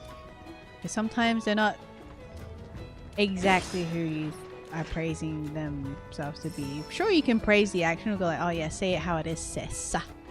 But sometimes they may also be unbelievably cruel with their intentions, with something that you may not agree with, and you might not realize how bad what they're doing is and stuff. Yeah. Like that guy who kind of like was a word agrees with everybody who agrees with him about like Final Fantasy, for example, and stuff like that. They had no idea how much these words are like hurting people who just wants to have a good time. Not saying that they're directly hurting them, but it doesn't give a very good, it's like a drip effect, I guess. Eventually the bowl's gonna get full and it's gonna overflow, and a lot of people are gonna get like the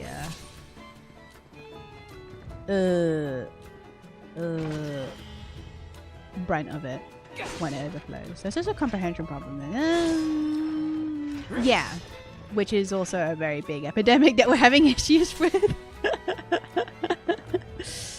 Very much a comprehension problem, as you said, but unfortunately, as you may have become increasingly aware, it's something that is people are not very good at generally, because they're online 24/7 and just listening to people who kind of sounds like they know what they're talking about, and so you're like, oh my gosh, this must be true, I'm not going to really look into it because why would they be lying to me? And then it's like, well, I don't know, maybe look it up. I'm saying. Yeah, already when it was another word in conjunction. Yeah, Sephiroth type shit, you know? Sephiroth type shit. I'm sorry, I didn't read that one. That one's kind of funny to me. Sephiroth type shit. That's funny. That was a hilarious thing for you to write. I don't know why. Oh my god, that's like Sephiroth type shit. I'm sorry. Bad ego accent. I do kind of like a lot of like the what is it? The gay lingos quite a bit. Like the word gagged. It's like, oh my god, I'm so gagged. Like as in like I'm shocked. Or like what was the other ones? Like slay. Oh my god, serving cunt. Oh my god, like that. I think it's fun. I think it's very fun. It's very playful versus like what the heck does this mean kind of thing. I do like playful words like that. Especially like the, oh my god, serving. Oh my gosh. Oh, nice bad. I haven't really like used like a lot of my gay lingo in a while.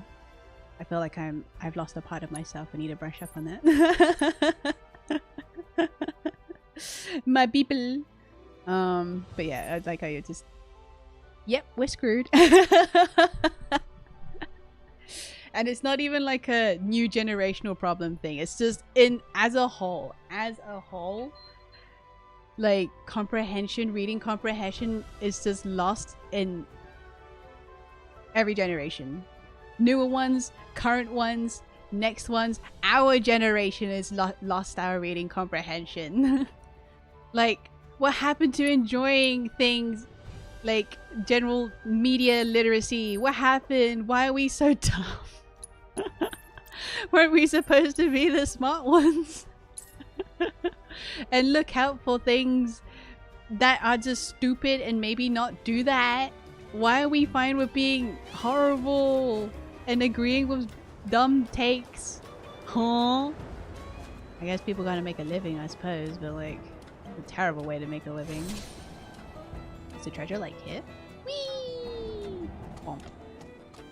I misunderstood serving kind for so long. Like, I could interpret that statement so differently. Me too. I was also very confused. Like, why are people saying serving kind? How do you serve that? Like, I'm so lost.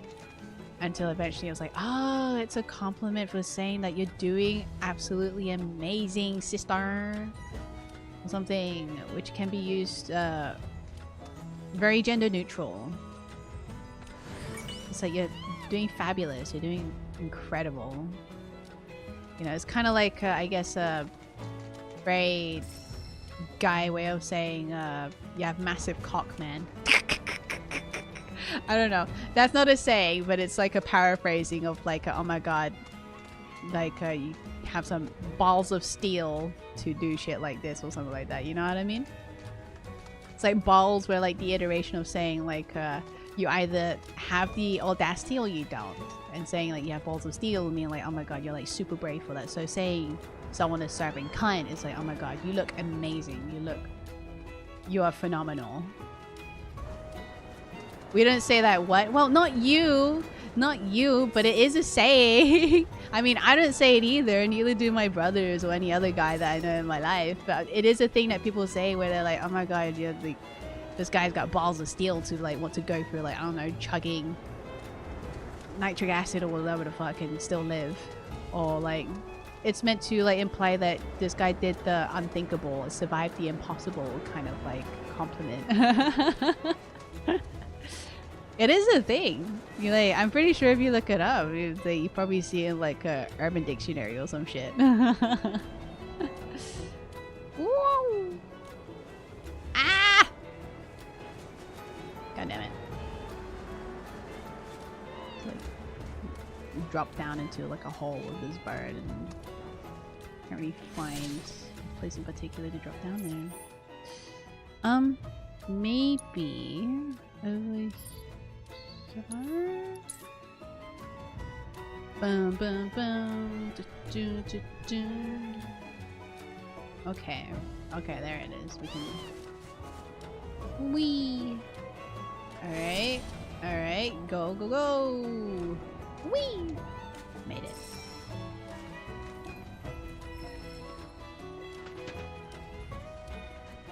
There we go. Wait, so then what? So I only found one treasure out of this whole area. What the fuck? Oh my gosh, we're shimmying!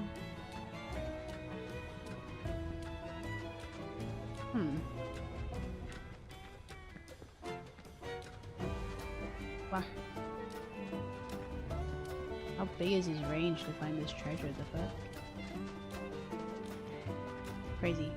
Maybe one is up here.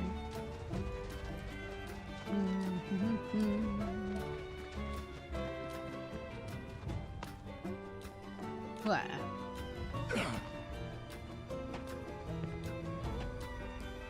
What? What? Oh my god, love Uncharted. Treasure? Treasure! Nice.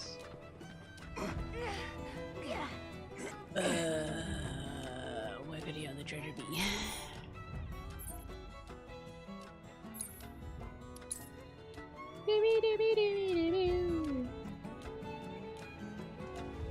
I'm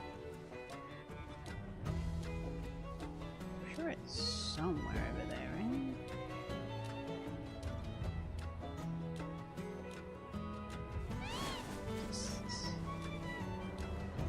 Take a look.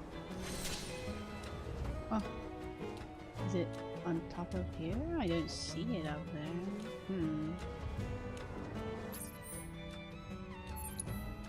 Man, they hide the treasures so well.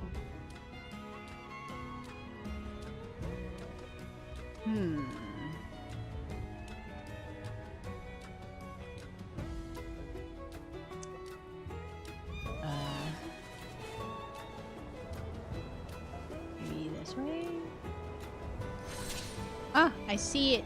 Woo! Very nice. Also realized I did not need to get off my bar for that. Yippee!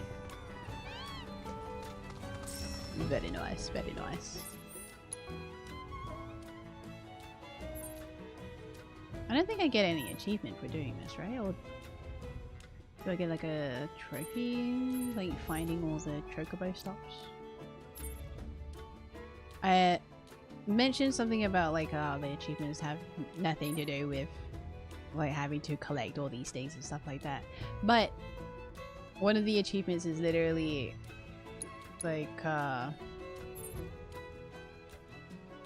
tell Johnny that you have found 88 rewards for him and stuff like that, and that's the maximum rewards you can find in a game and get in a game, and in order to get rewards you have to do these challenges, and I'm like, fuck, I think I have to do all the mini games.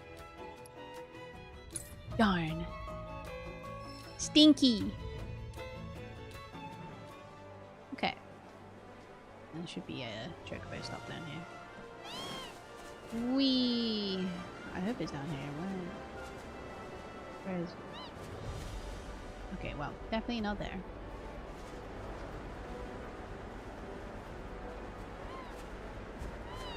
Let me go down. No. Let me go down. I see it. Wait, is that the one? Never mind. It was higher up after all. Donkey. You're doing it for the love of the game. Yup. Yup. Absolutely love this game. I want to 100% it. Even if it costs me my sanity. On the side though, I'm not gonna do it on stream. I think on stream I probably crash out a lot more than I usually do. When I was doing like the chocobo races and everything, I was like, I would just now and again go like, oh goddamn it, stuff like that. But on stream, I'm just like, fuck, fuck. Why didn't I know? What? Damn it! What? No. I know it's instinctual if I'm like on camera and stuff. What? Up there? It's silly. Very quiet when I play on my own. As with most people, to be fair. Whee! Natural human response though, when you know there's other people around, you gotta show your displeasure in finding something and go like, shame, click your mouth. Ugh. Why? I gotta stop work. I am performative in heart. When other people are around though. Your content brain makes you more expensive. It's that, and also just, again, as I've just mentioned, like, just being around, like, people, and when people are there, I just like to have them know how I'm feeling. If I feel like I'm not interesting, I guess, if I don't react. Which is fine. Not that I'm, like, they're expecting me to, but I do think it's, like, gotta add a little something there. It's like, otherwise we're just gonna sit here quietly if I'm quietly playing games.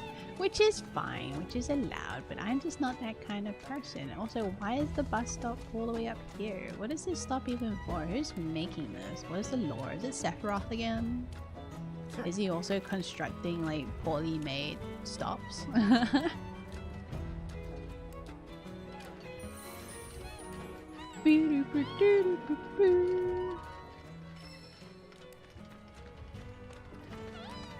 Alright.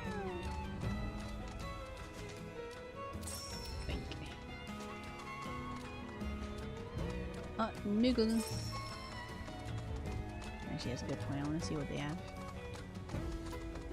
Hello, guy. Kupo. Kupo.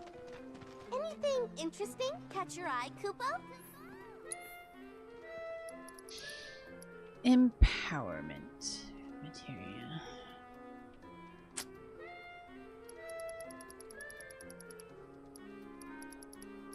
I like how awkward the music theme is for them. I'll take all of those, why not? Did you find anything you like, Kupo? feel like I'm the opposite. When I'm talking to someone or know someone that's listening, I'm way less loud when frustrating crap happens. Aw, that's very fair.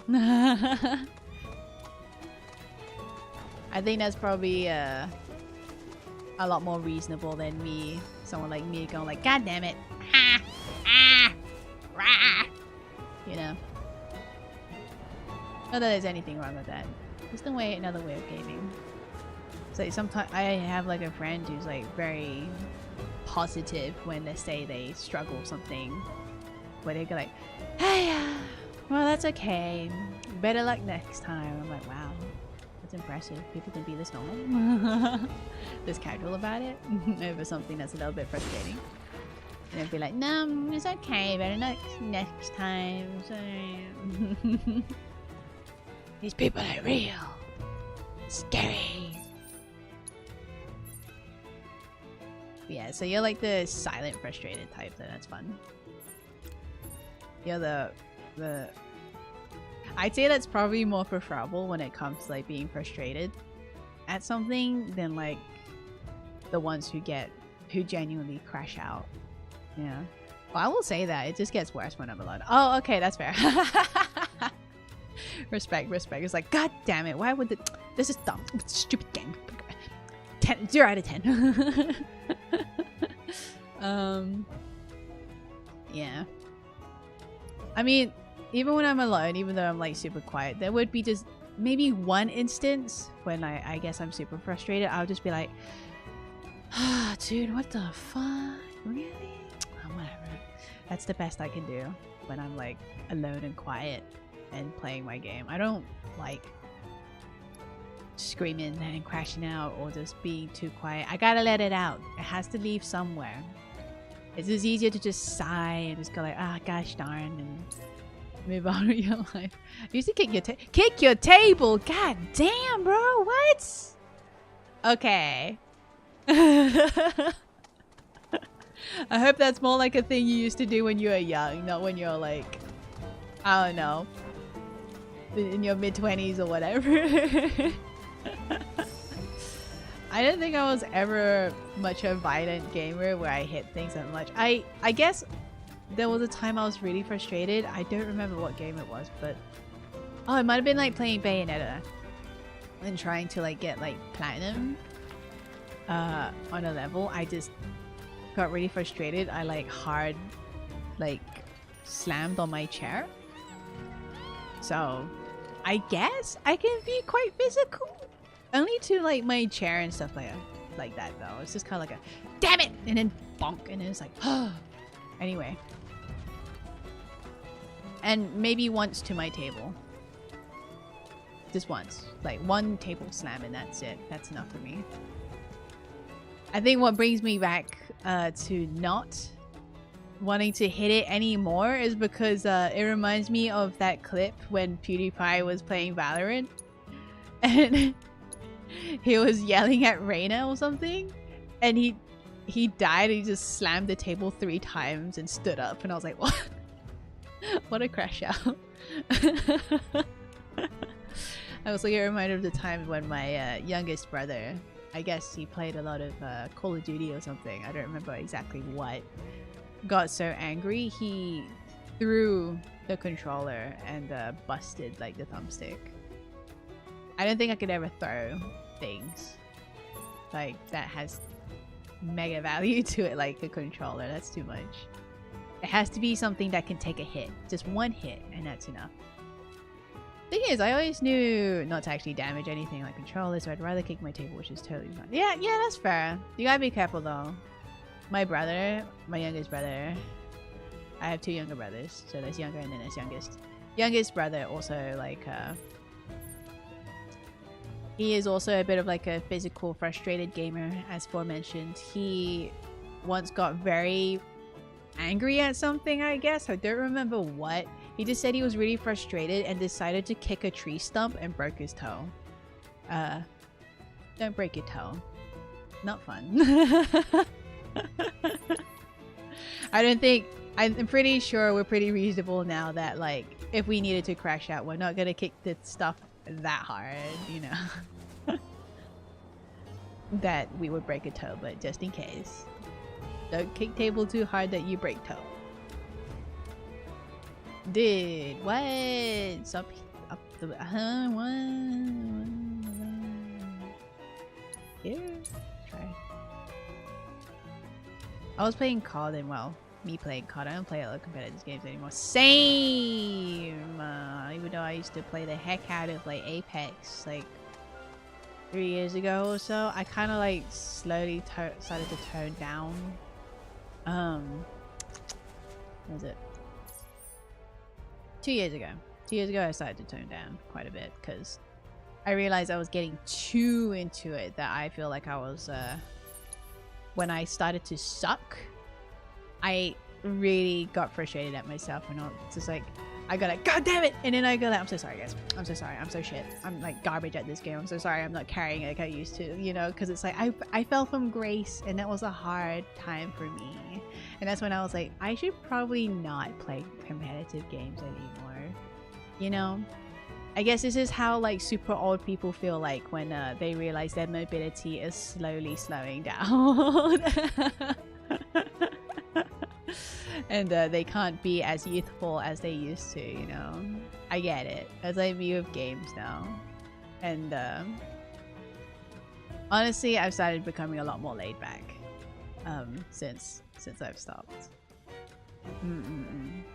Which was funny because when I started playing Apex a lot, I was pretty laid back with it. I just played casually and I just did well. I just did very well. But all the changes and everything was just too much for me to like understand and handle. I was like, okay, never mind, not anymore. No more. Too many changes have happened. I don't think I can do this. Okay.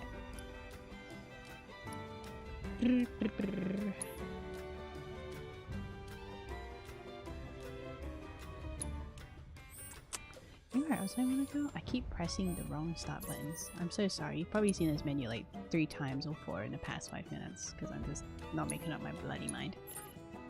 Damn it! Why does it keep closing? Ah! Why can't pressing B just means I want to go back? Okay. Press ends.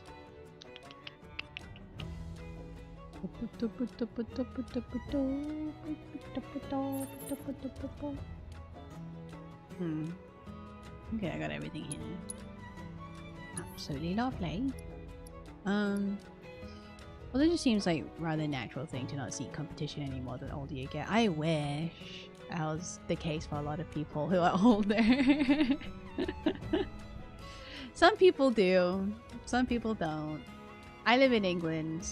Old people just find new things to get competitive over, I believe.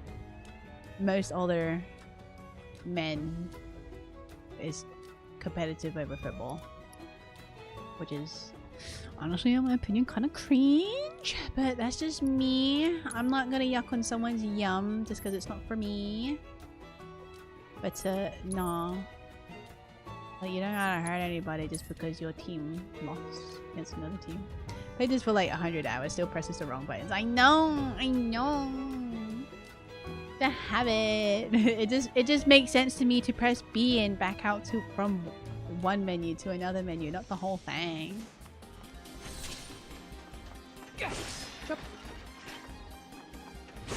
Costa del Sol. Yeah. You know, I used to be like a very loud gamer as well, like teenager gamer. Not in the sense that because there were other people around, I was just genuinely a frustrated gamer back in the days too. I used to, like with my old group of friends, like yell with them or at them whenever they do like stupid shit or whenever they start to say shit that really pisses me off and rage bait me. So like conversations would get so heated, I would start yelling at them like, "Stop being so fucking dumb! You know that's not true!"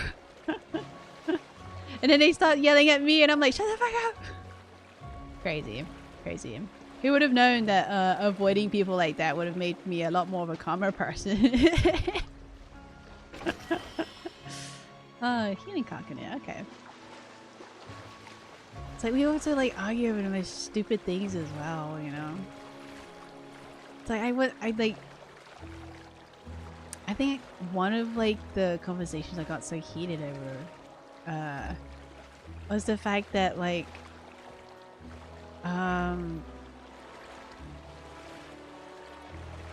rapping. I think the topic was rapping and the genre of rap in general. This guy absolutely hated rap and thought it was such a stupid genre and that there's no good rap music. And I'm like, well, no. And then for some reason they didn't stop. They kept going. Oh my god, there's a lemur here. And I was like, bro, there's good raps and there's bad raps. You just don't like rap and that's okay. And he was like, yeah, but it's bad. I'm like, no, it's not. And then he started getting louder and I'm like, bro, the rap is just not for you. Get up it. Holy, actually, you could have known. Exactly, you could have known the way I spoke. I would say I'm a lot more funnier with it now, though. This was like serious crash outs. Really loud, top of my lungs, like throat, like scratching yells. Not like I can't believe you did this, Sephiroth kind of like thing. Yeah, it was bad. It was really bad. But I was like, I was young. I was a growing person. I did not know how to regulate my emotions. I didn't have very good, let's say, role models growing up. Not to say that takes the responsibility away from me. I very much acknowledge that it was wrong and I made a lot of efforts to stop that now, as you can see. But that was just the main reason, and I recognized that was the reason, and that I just needed to find a healthier space for myself to grow and be a mature person, to not crash out over every little stupid thing that I hear. It still kind of happens depending on how stupid I hear it, as you know, but on a lesser scale.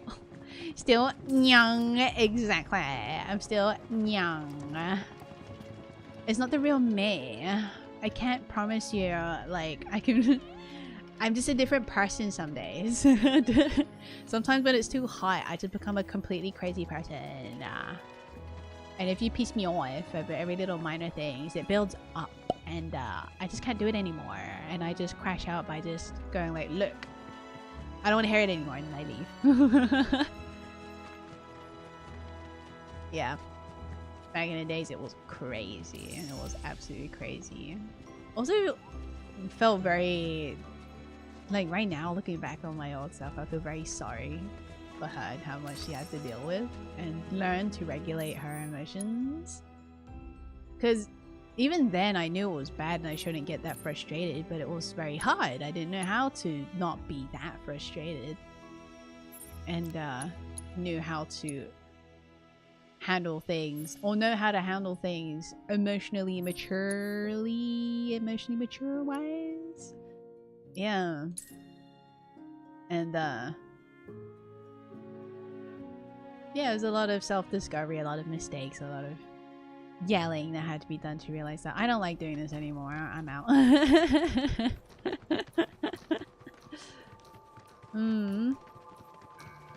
But that's life. That's a part of growing up. I am very, very lucky to have a very blessing and a curse critical brain, self-aware brain, that I wanted to grow up as soon as possible and figure myself out and not spend my entire years of my life trying to be this person that is not taking responsibility for thine actions. Yeah. The infamous woman in her natural habitat. Beware of the sudden mood swings. What do you mean? Hey, I'm just a girl. But yeah, it's like any other person, you would have like a very rough upbringing, you know. It's very difficult to like regulate emotions as ones who have rough childhoods know. When you unfortunately go back to people who are like the cause of it, it doesn't really help with growing. You kind of find yourself going back to it because it's out of habit, you know? That's why the best choice is just to leave. You gotta find your own way. What about us? What about everything you've been through? What about trust? Where the heck is the freaking treasure? It is not here! Yeah.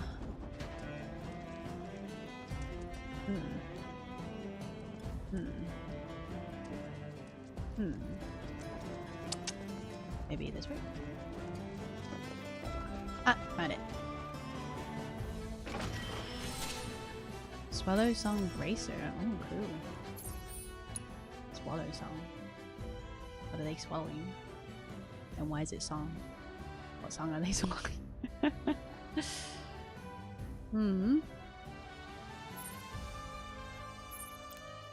Isn't this very entertaining for you to just watch me run around in the background collecting treasures? Okay, this looks like a good spot to teleport this way.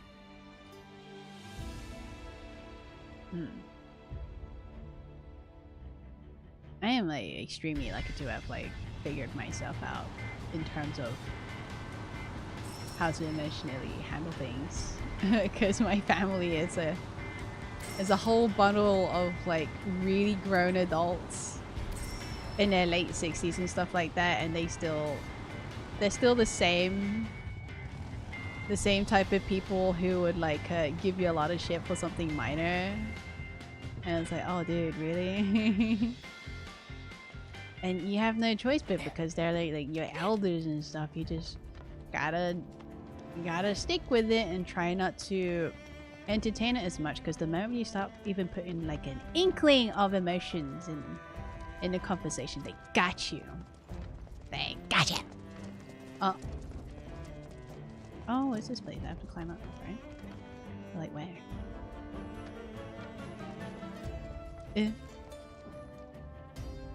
When? Been up there before, haven't I? Let me do this again. Just...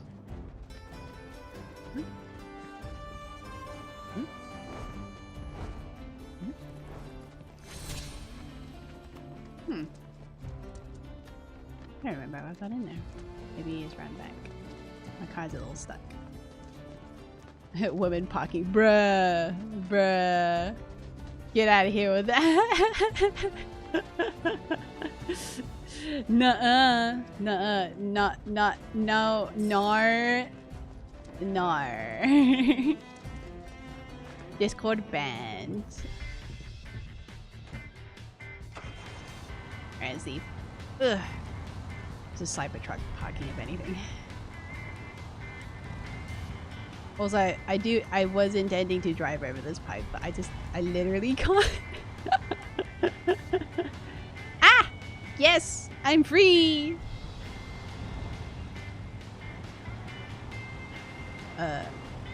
This way. But man, at some point in your life, you just gotta start wasting your time with dumb crap, no? I assume people would just realize that, but nah. Nope. Unfortunately not. I've seen too many people who are way older in my life who are supposed to be like the role models of how not to do things and how to do things, and teach me, let's say, like an impressionable teenager and child, like maybe don't react that way, this is how you should do it, or something like that, or have a chat. They just sort of just ignore you and let you crash out and basically make it worse, and then sort of blame you for it, and then sort of make it out to be like, oh, it's just misbehavior. It's not because you have a lot of problems that you are struggling to sort out. Yeah. Whee! Ah. Ba ba ba ba ba ba ba ba ba. And you know what? Also, like, life goes on. Life goes on. Which a lot of people realize that you are very unaffected by this one thing people want you to feel affected by. Live like it. Do the right thing. It's so easy. Oh, I accidentally crashed into like You won't a hold back. sand feature. Okay, give me a second.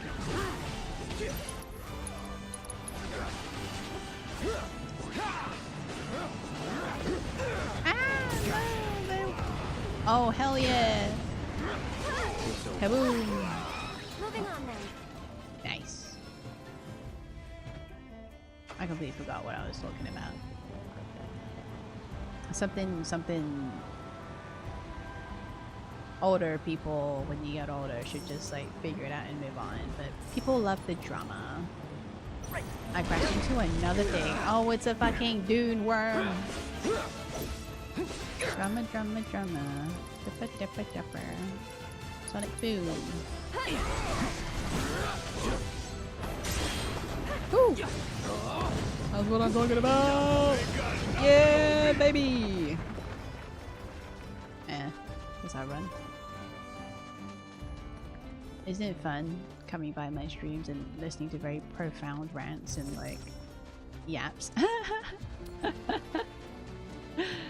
So I thought sometimes like at the back of my head I think about what you said, that I say very concerning stuff sometimes, especially if I were to have like a bigger audience. I'm like, nyam.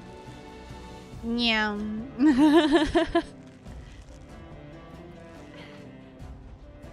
But the only person who's gonna have a hard time with that is me. I think like a friend has also told me that when they talk to me, they realize that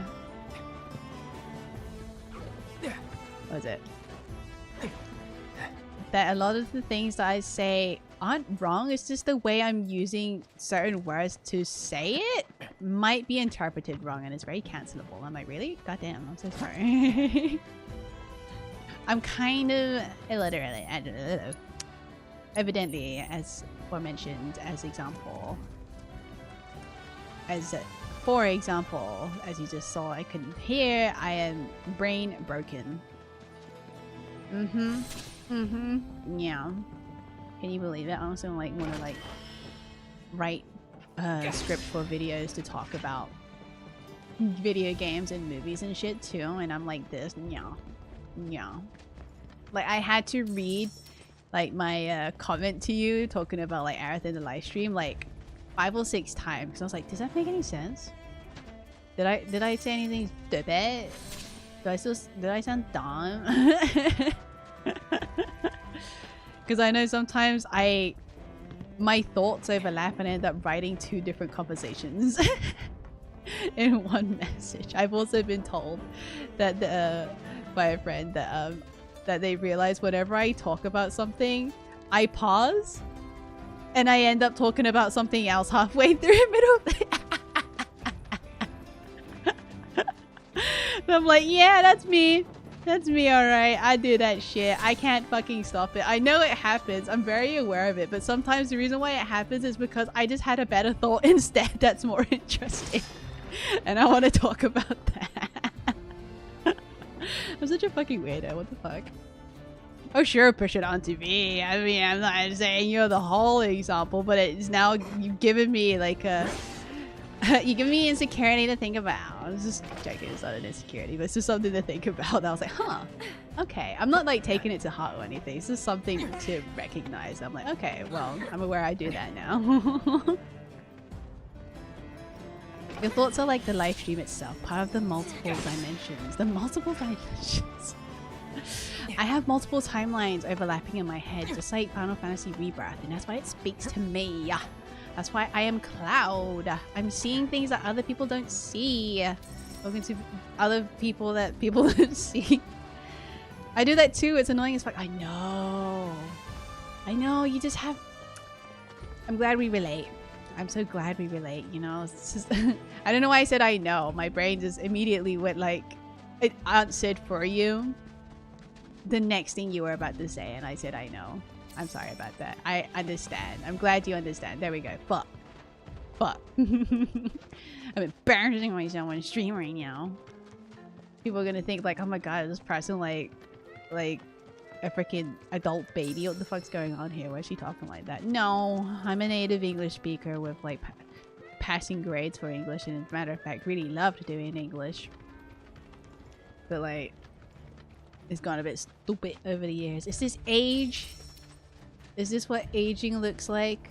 My mother talks the same. I guess it doesn't help that like I talk to her most days, that I'm slowly adopting her style of speaking, which is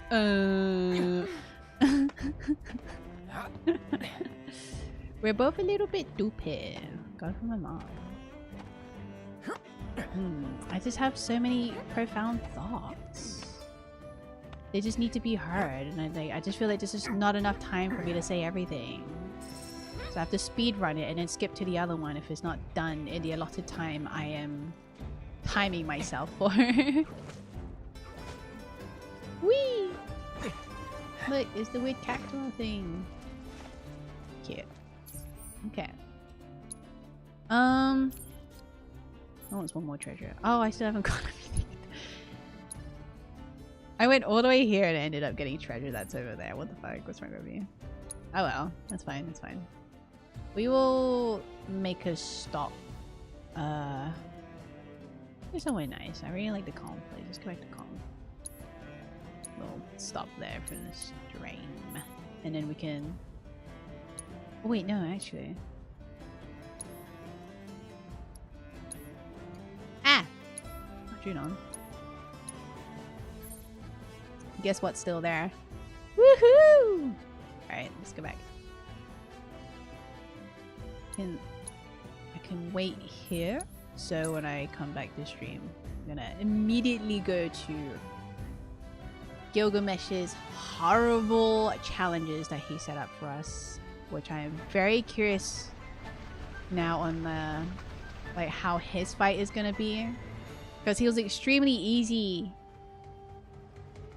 when we fought him as Cloud in that one instance, but if I'm fighting the summons, like 2 summons at once, and one summon is literally beat my ass so I'm gonna insta-kill you,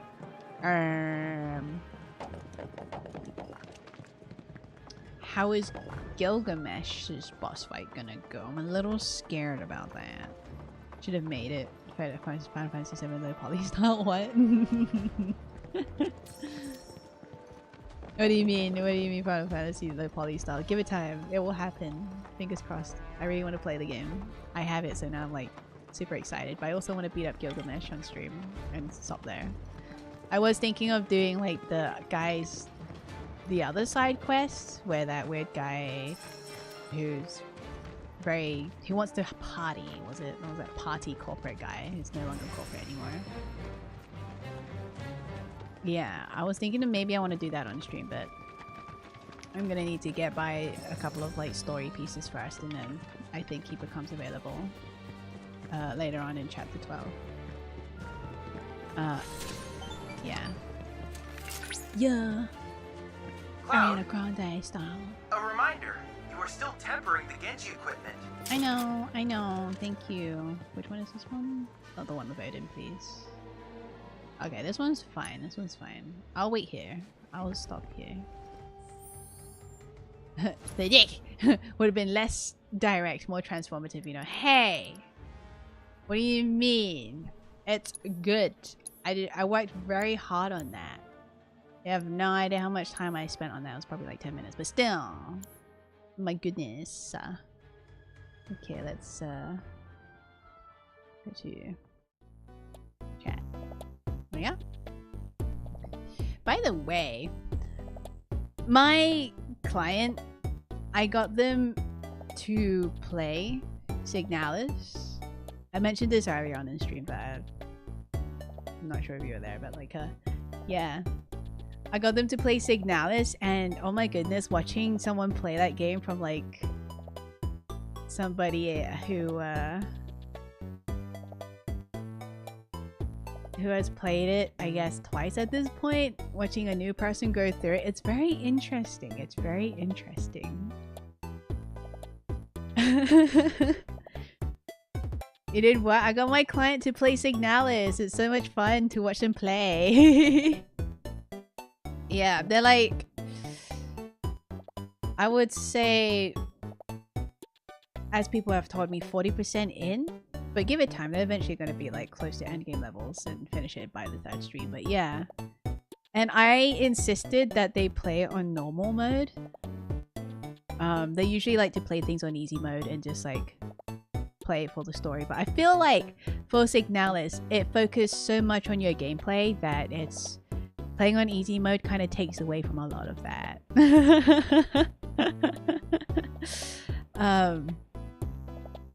Yeah, and it's very fun to see what they are able to pick up and what they aren't able to pick up. This person has little to no German viewers as well, so like they're raw dogging the German implications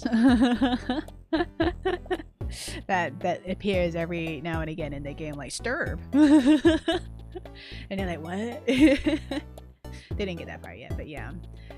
They're a little bit of a chicken like me, but somehow they're doing a really good job, especially for someone who's playing it on their own. I'm trying to have them experience it as authentically as possible, but with like a spoiler-free guide, because they're just as stupid as me. I don't want them to struggle for too long on that. Otherwise, I feel like it will take away from the momentum and they might crash out and not want to touch the game again if they spend too long on a puzzle. So I gave them like a spoiler-free one, so hopefully they'll be excited to still continue the game and stream more of it later on. But yeah, very good, you're spreading the word of God. You mean the goddesses, our lesbian goddesses, walla wa. So many people who knows of the game as well, aside from me, keeps like already sort of spoiling the game for them, even though I think they ADHD wiped it from their minds that this is like a Doomed Yuri game. But now it's a lot of the people in the chat were like, oh my god, Doomed Yuri the game, and I'm like, oh god damn it guys, you're ruining it. And then this one person in their chat was constantly like backseating, going like, oh okay, after this you should go do that, oh my god no, you should drop that, oh my god no, you should do this. I'm like, should I use my mod powers? I don't know where to draw the line yet. I might need to talk to my client about that if they need me to like moderate like extreme backseaters like that. But yeah.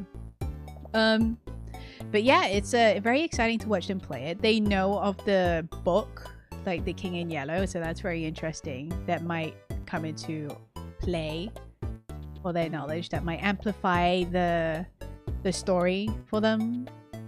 One of the few benefits of ADHD, very true. I saw a lot of spoilers for like Final Fantasy VII Rebirth 2 years ago when it first came out on PS5, and then my brain just erased it until I started playing it again. But they explicitly state no backseating allowed. They, from what I understand, generally don't like backseating, because whenever they get or got interested in a game, a lot of people who have played the game at the time because it's very popular kept backseating them, and they kept mentioning to me behind the scenes when I had a chat with them, casual chat with them here and there, going like, oh yeah, I just didn't, for example, continue playing Baldur's Gate on stream because so many people were backseating me and I just got frustrated and sick of it. So I'm very aware of their opinions on backseating in their streams, and that it's when they ask is when they're fine of it, you know, consent basically. But I don't think we explicitly were aware of how many other people in their community also knew of Signalis, and how much someone was really passionate, and you know, that they might not realize that they're inadvertently controlling how they are playing the game, which is not good, because they gave them, in a way, for a gamer who's never played these sort of games, generally, like a survivor shooter, it doesn't sound like a bad idea to reserve ammo and stuff like that, right? It doesn't sound like a bad idea to reserve stun rods and other things, but the thing is, it's taken away from their ability to make their own gameplay and get their own ending, depending on their, like, game style. Like, the things I would do, I would just generally point out that they probably missed out something in their room that they forgot to look at. But I don't tell them what they should or shouldn't do. Aside from here and then saying, like, oh, you probably don't need the eyeball. But, yeah. I feel like at the very end, that person kind of got a bit ahead of themselves, and I might need to have a word with my client before they stream the next Signalis game. Go like, oh hey, like, what are your thoughts on this? Because it is definitely a game where you need to decide how you want to play it. That is the whole point. That is the whole point. It doesn't matter if you die a lot. I told them that it's okay if you die a lot. It's part of the game. It's part of the game. Genuinely, you're just gonna have to trust me on that. But all this like backseating of like reserving ammo and then doing all this and doing all that from like a very passionate individual is like, okay, this is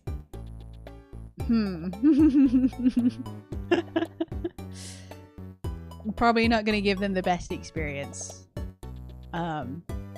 Because I do understand that there should be a decent balance, especially for people who aren't big on Signalis type games, you know, where they need to find out themselves and get into it themselves, and then listening to other people and listening to their advice and sort of taken away from your own gameplay.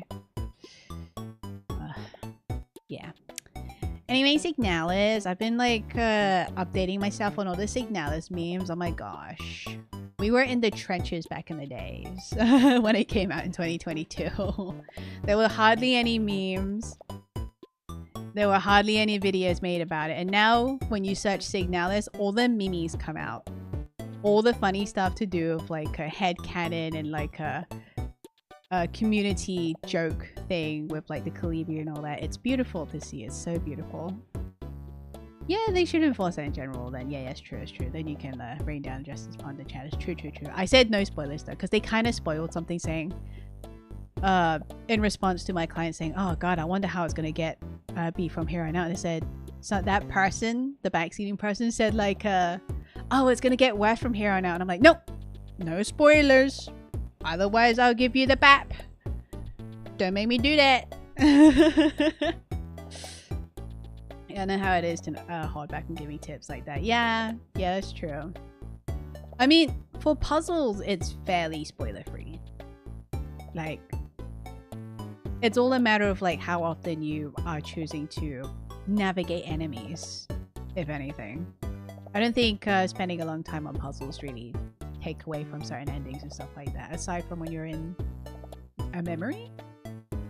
Apparently, if you spend too much time in a memory, that's when it starts gearing you to like the memory ending instead of like the promised ending that I didn't get because I didn't suffer enough. I was too locked in gamer style that somehow I just didn't suffer enough, and I feel bad. So yeah, I just want to, in a way, have my client suffer a little bit, which may give them a chance to give them the best, narratively to me speaking, promise ending. The community is nuts. The community is insane. I love them. I love with how chaotic they are. This is very you know, like it's a very good successful horror game if people are just like making up their own shit about the characters and memeing on them, just like Silent Hill and James. Drink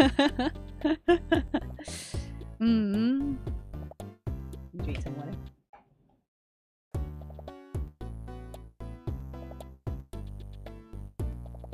But yeah, I'm so happy to see how like popular the game has become since like 2 years ago when I last played it, and how rare it was to find like funny memes. Iconic. My client specifically said after the opening that this game aura farms like crazy, and that's why I discovered and understood what aura farming is. Yeah. Signalis. Oh, there's like a very funny video, by the way. I recommend you checking out if you haven't yet. There's a YouTuber called Mirabeau Studios, I think. Studios, yeah. And they made a very funny abridged version of Signalis. I highly recommend you check it out. It's really funny to me. I'm definitely sending that video to my client after they completed the game. This fucking term, but at least they enjoy it. Yeah. I was kind of worried that they were getting too stressed out with the game because like it was a little spooky and they didn't like having to like pick which enemies to maneuver so they don't get hit and die and stuff like that. And it is a bit of like a spooky game for them, and they're not really big with spooky games, so they have to take breaks here and there. And sometimes puzzles, like basically the backtracking, which is understandable. These sort of games are known to be like backtrack heavy. They were getting a little bit stressed out of it, but they did tell me that they really like it, and that they thanked me for recommending the game to them. I'm like, oh my god, that's great, because I was so worried in the middle of the stream that you hated it.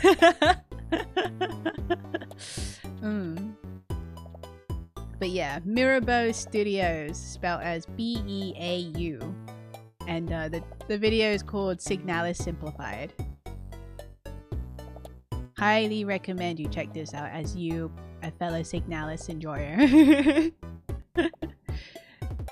Should definitely check, like, give it at least one watch. Give it at least one watch.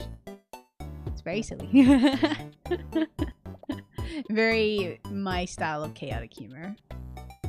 And I got like a 2-hour video for me to like digest to do with Signalis to get me up to speed again. I've seen the thumbnail before, I haven't watched it. Definitely check it out. Definitely check it out. You know what? After this stream, homework, check it out. I mean, you can spare like 20 minutes, right? Is it 20 minutes? Yeah, it's 20 minutes. About 20 minutes. But yeah. Signalis. What a great game. What a freaking great game. I picked up Signalis again on this time on Steam. When I played it on stream, I only played it for like Game Pass, but I decided I want to play more of that at some point. So I picked it up on sale a while back. So that's gonna be fun. I'm still gonna be shitting my pants when I play it, but hey ho, I'll get used to it.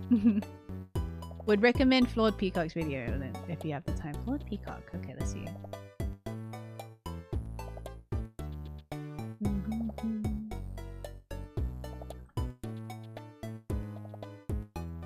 Okay, I can do that. That sounds good. I like how there's like a what happens in Signalis by a YouTuber called Worm Girl, and it's fucking 6 hours long. 6 hours! I can fall asleep to half of that information. I'd probably be gone by like the first 2 hours and then have nightmares because my brain functions like that. I don't think I'm ready to have a Signalis stream, even though that's like the purpose of the game. The whole point of the game. And I'm gonna end up having my own dream about it. It's gonna be fun. If I end up like consuming Signalis content before sleep. Did you just say you can do that? It's 8 hours. 8 hours! 6 hours. 8 hours.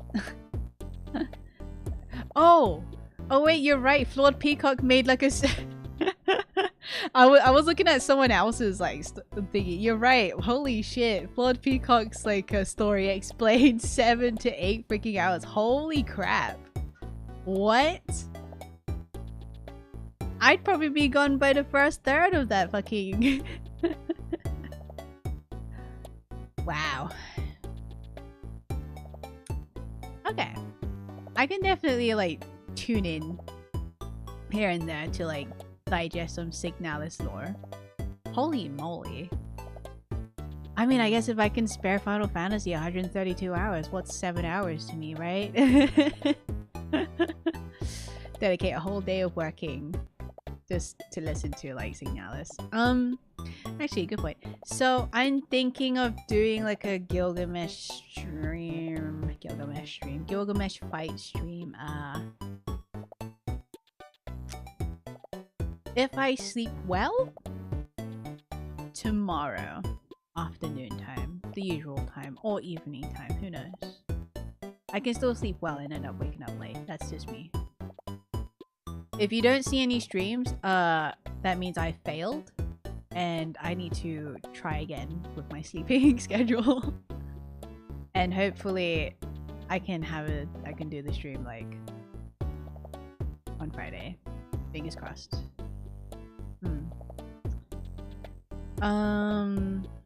technically also did a full video on Prince. Oh really? Prince in Yellow? I thought it was the King in Yellow. As a preparation for the second episode. 9 hours! Holy... Wow. You really do like listening to people who has like a tendency to yap.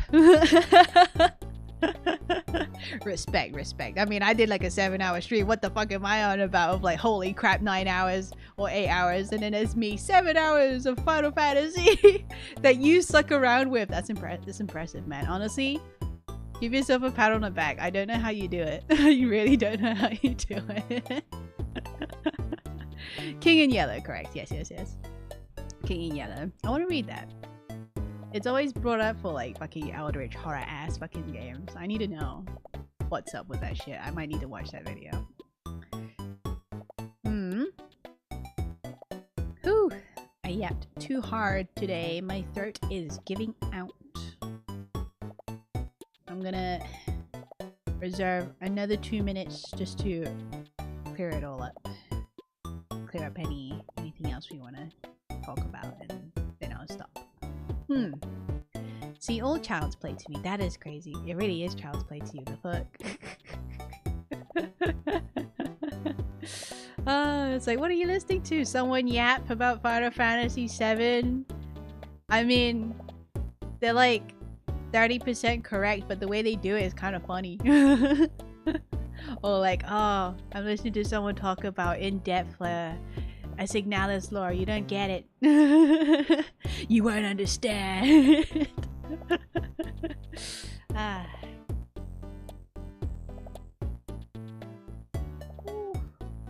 Okay. I need to go rest now. I think we both need to go rest now. This is way past your bedtime. You're gonna ruin your 5 AM schedule, bro. I just need to take a break and eat something and go into hermit mode and work. But it's been fun. I'm glad you dropped by and managed to like make it to my stream. Hope to see you again as usual. My regular next stream, hopefully tomorrow. If not tomorrow, expect Friday, definitely. And we will conclude Final Fantasy Rebirth then. I don't watch TV or series, just listen to fucking videos all day. Very German of you. But yeah, but until then, thank you for coming by and keeping me company, and other people who's lurking, keeping me company. I super appreciate it, even though not much really happened. The main goal of this video was basically done in like 5 minutes of game time. Which is very funny to me. But yeah, it was still good though. Still a good stream. Conclude, she says. You're right. You never know. What if I do want to stream like the final side quest? It will come to me in a dream, in a whim. But yeah, good night. Take care. Good Shromp pigs. Bye bye. Bye bye.